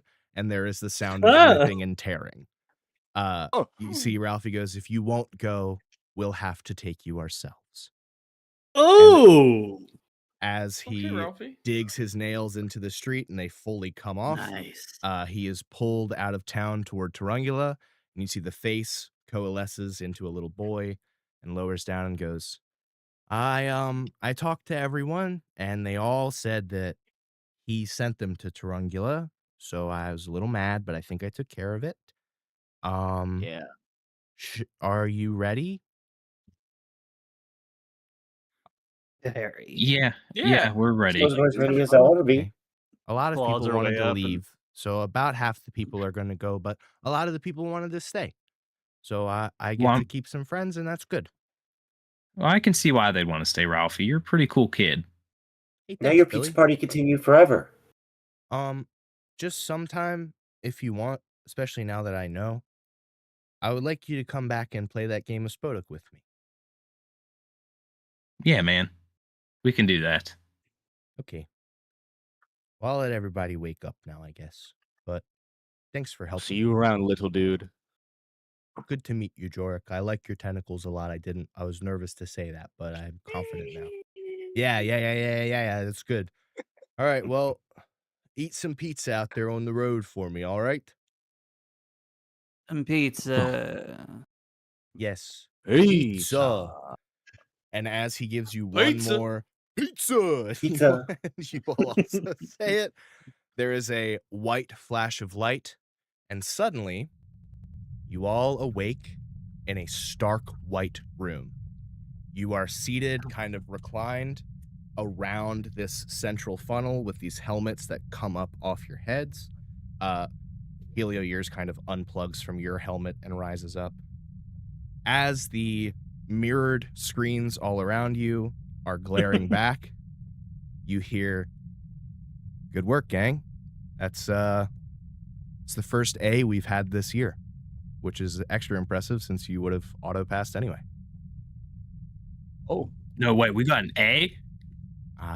Oh, It's an A- because of the real death, but he was a bad guy, so it's okay. Kira. You I see, accept full responsibilities. you see a little I red thought he light. was stronger. A little red light in front of one of the mirror screens clicks over to the green light. The mirror instantly becomes transparent, and behind it, you see with a little gray tuft of not really hair, but some kind of chitinous membrane in fibers sprouting from the top of his head. Orange, craggly skin, a little more cracked than before, now wearing a white lab coat over the purple and gray Legion uniform. Mr. X stands on the other side of the window. You guys might like to know that the Blue Mandala is based on something that really did happen, and your response was pretty close to how it actually went down. So I personally congratulate all of you on that, and I would like to give an extra congratulation to Mr. Jorik for seeing through the test from the start and having the good nature to keep it to yourself, encouraging the rest of your team to do their absolute best. Oh. Well, thank you. Does anybody have any questions? Anything they want to tie up? Any loose ends? No, I think I'm good at least. Whatever happened to Ralphie? The real Ralphie. That's my favorite question. Ralphie's doing good. He's gotten a little bigger. The fetus is now more of like a 3-year-old child looking. Still mostly naked, but we did give him a hat. It's very big. He seems to like it. There are some rogue consciousness entities, some species that are non-corporeal that have taken root in his system, and he seems to be very happy. He's a good kid, and he's doing okay. He actually is applying for the entrance exams in a little while. He seems to have figured out how to manifest outside of himself. Interesting. Okay. Yeah, you might run into him while you're out there if you stick around. I would He hope definitely deserves a chance. Oh yeah, I talk to Ralphie pretty often. I also feel that I should let you guys know that the whereabouts of Mr. R are as of yet unknown. Surveys of Ralphie do not show his life signature, so there's that. Joy. And you guys have a unique thing that's about to happen to you. Most people don't get this experience from the test, but he did personally request you. So if you wouldn't mind stepping through the door, you see a door opens up, and you can see kind of a scale on the other side. It looks like a platform. He goes, just go ahead and step on that one at a time, and we will go through with the oath and have you all sworn in. Oh, Of course. Awesome. yeah. Billy, Hey, Billy, why don't you go first? Oh, Yeah. I thought that would happen. yeah, sure. Why me? I mean, you were the one who kind of led us through it all, so it makes sense. You should go first. All right. Yeah, sure. I'll go first. Billy, as you step Attaboy. on the scale, there's this meter at the top. On one end is a soft red bulb. On the other end is a soft green bulb. And as you step onto the platform, where on the alignment chart is Billy?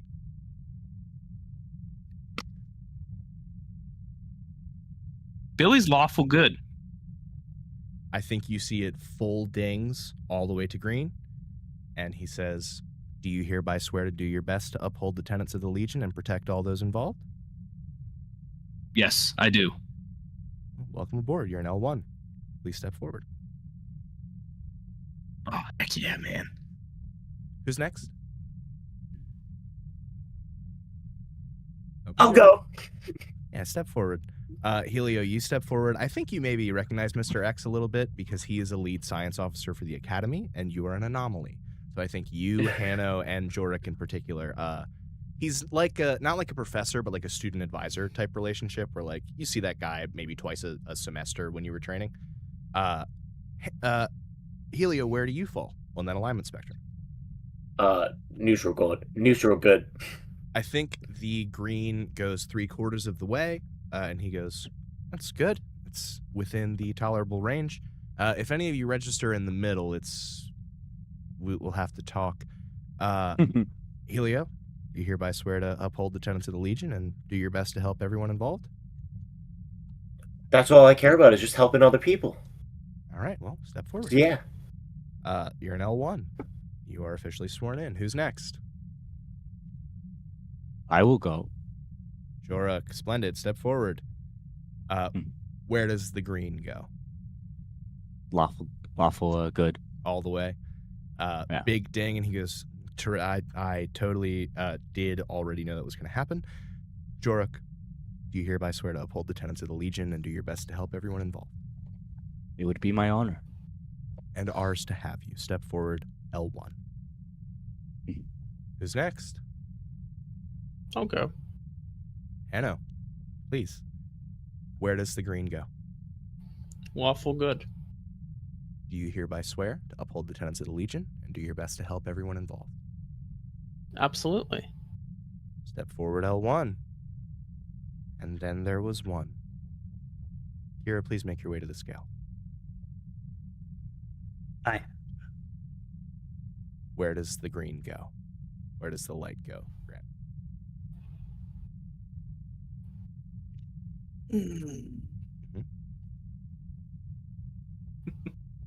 We in the red? I'm thinking she is at most lawful neutral. Well, let me put it to you this way. Kira would know anyone who ranks in the middle isn't fit for active duty on a starship. They stay L0s, and they are sent to work on planet, and that's kind of the bulk of the Legion. Most people don't pass this test. But I will say, given that implies that to continue, that implies that to continue, Kira would have to be more in the red. I was going to text you about this earlier, but I thought it would be more fun to see it in session. Kira, you do have an exemption. A researcher who had been watching over you before you started the academy training wrote you this exemption because it's just your nature and it's not your fault. And they believe you're an experiment, and you know that. So, Jack, what were you gonna say? I was gonna say if it was in the red, I think Billy would take the chance to step up and vouch. And here's what happens. Kira, are you in the red? Presumably, evil. It's lawful evil. Yeah.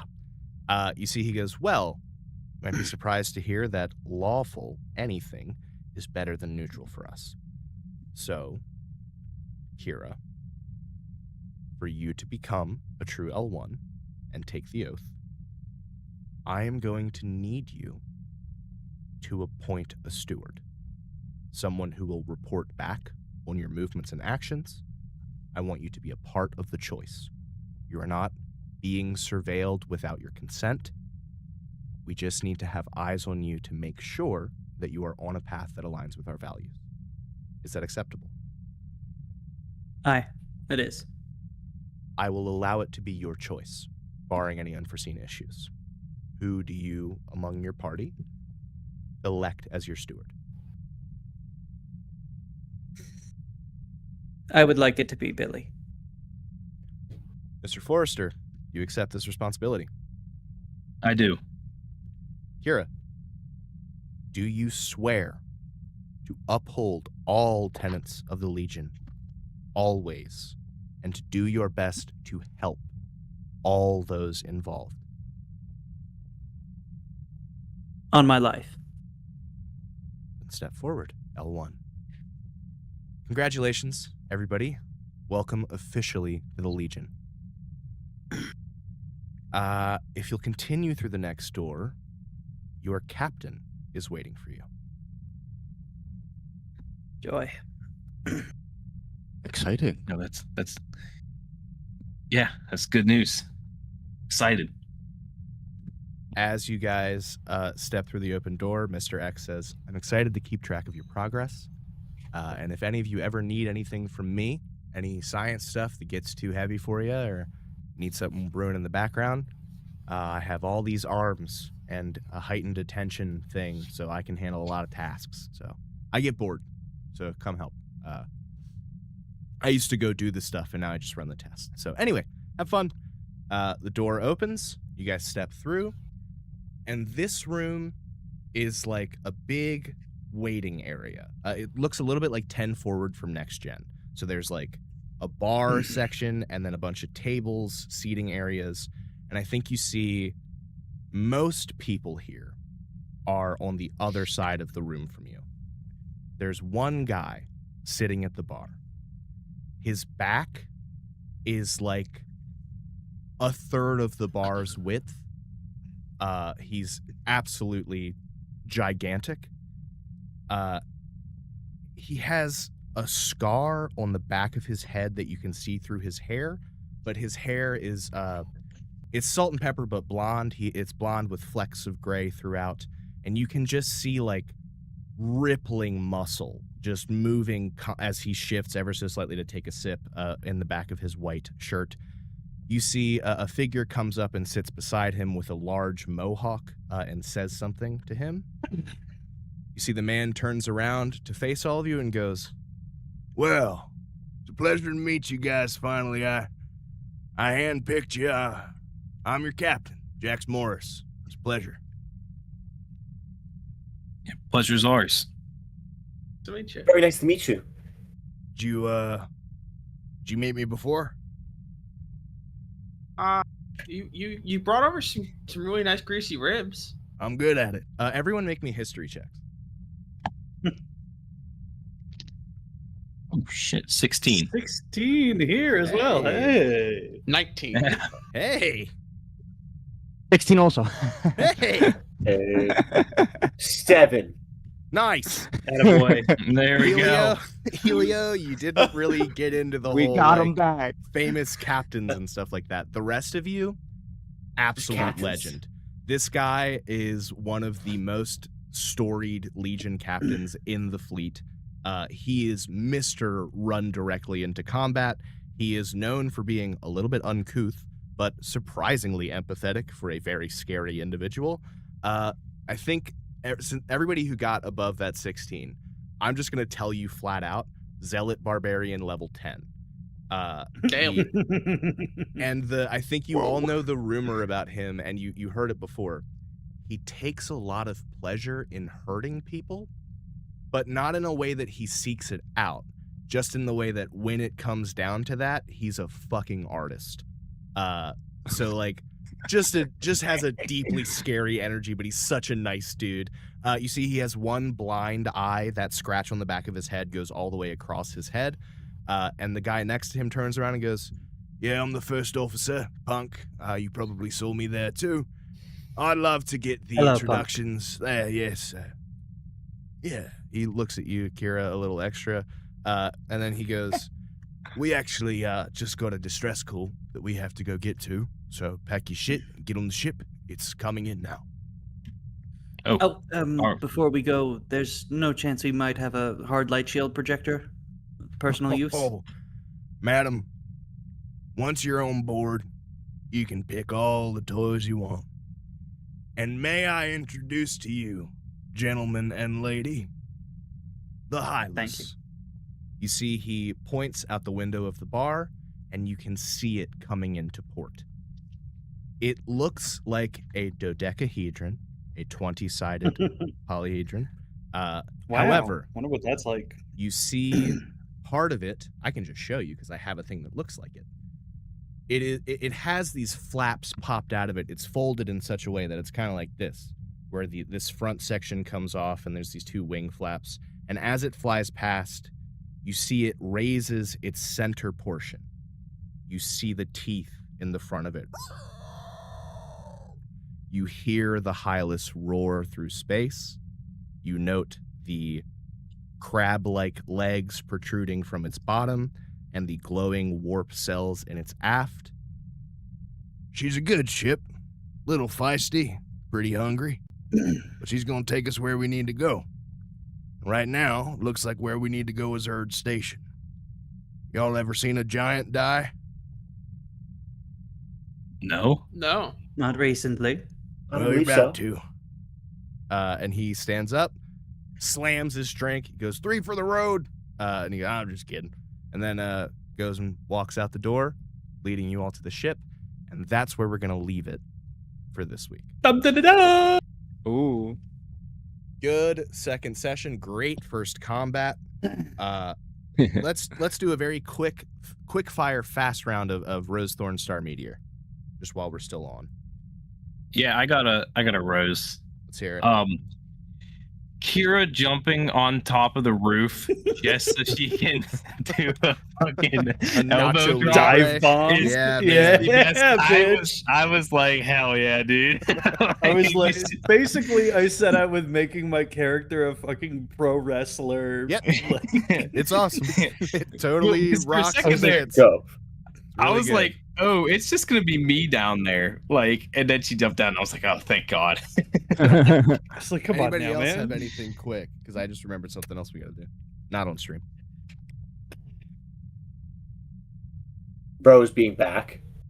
Yeah, Rose to Zach. being Yeah, back. yeah. Yeah. Zach so played bad. Rose in our last game, folks. It's nice to have him back. Everybody's here. Thorn, my awfulness, the beginning of my Your poor being cat. back. Yeah, my thorn is forgetting your turn that one time, but I feel that we caught that in time and fixed it. No, you're fine. Dan, Tim, anything? I want to give a star to you for adding little like ambiance music and stuff to this. Hey, Yeah. This is really Agree on nice. that one. The Agree. stream deck is hooked up, so I bought a whole new microphone to do that with. So I'm glad Yeah. that you like it. You're the one person who I think you and Dan didn't see it before session, so I did get to watch your face as you heard sound and That's see your cool. delight. It's really nice. I like that. Yeah, I have to make more music for us so that we can just use it. But I also have some royalty-free stuff on here already. Yeah, hell yeah, I'm very excited to get into using this. Dan, I guess I call it a rose, but it's also kind of like a fuck you. Like, you made me pick my alignment, and I had to sit there and say, oh man, we've talked so much about this. Shit, I have to pick this one. Uh-huh. I can't pick the I other wanted one. to solidify it I'm for a- all of us. Bad Yeah. person. I'm You sorry. sucker. Yep. You made me pick. And it was It's like, very damn, exciting dude. that Grant is evil. I think that the full I'm not a reveal good in front guy. of everyone. I think that's the only way that you can properly have an evil character in a good aligned party is everyone has to know, and then we all just are aware of it. It's That a like, fire hey, in the corner I'm of gonna the room. be Yeah. struggling playing a- against my nature. You're gonna have to maybe tell me every once in a while. Don't do that. Right, for Carl, sure. That's that not good. kills people. It's nice for Carl. everyone to know that. I Jack, what were thought you the saying? headbutt wouldn't be lethal. Right. He should And be fine. It is on me. You didn't do that much damage. if you had stopped me, like, I was trying to be non-lethal, I would have done that. But I figured Kira doesn't really give a shit about that right now.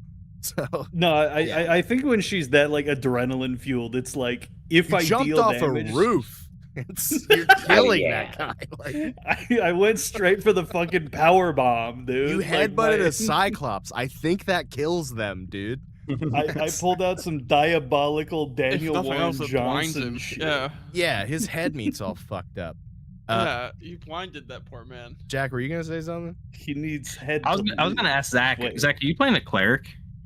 No, it's a sorcerer.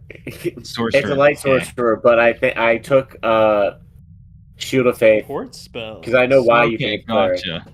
As Zach a was like, "There's magic no initiate. fucking dreams druid here to buff and back up the party, so Yeah. now it'll be me." If you guys And then didn't it's have gonna be- anyone, go ahead, Zach. Oh, and I was gonna say, and then it's gonna be also like multi-class into bard.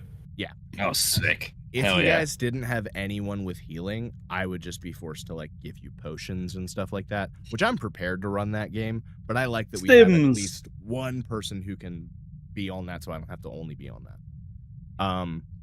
Barry my star is that I knocked someone down for real in our first combat of the game. I've gotten a lot of shit from this party about kid gloves. Not directly, but I can tell after a lot of fights, they're like, that was so easy. So I'm excited to run low-level combat where it's hard. And they all had hit point reductions, and I don't feel bad about that. But it's low level is going to be really interesting for me. I'm going to have a hard time. Well, I will leave everyone with this as I stop the stream. All of us, before we hop off here, are going to go up to level 2. Hell yeah. All right. We will see you Let's guys prepare for at the level sheet. 2 next time. Thank you.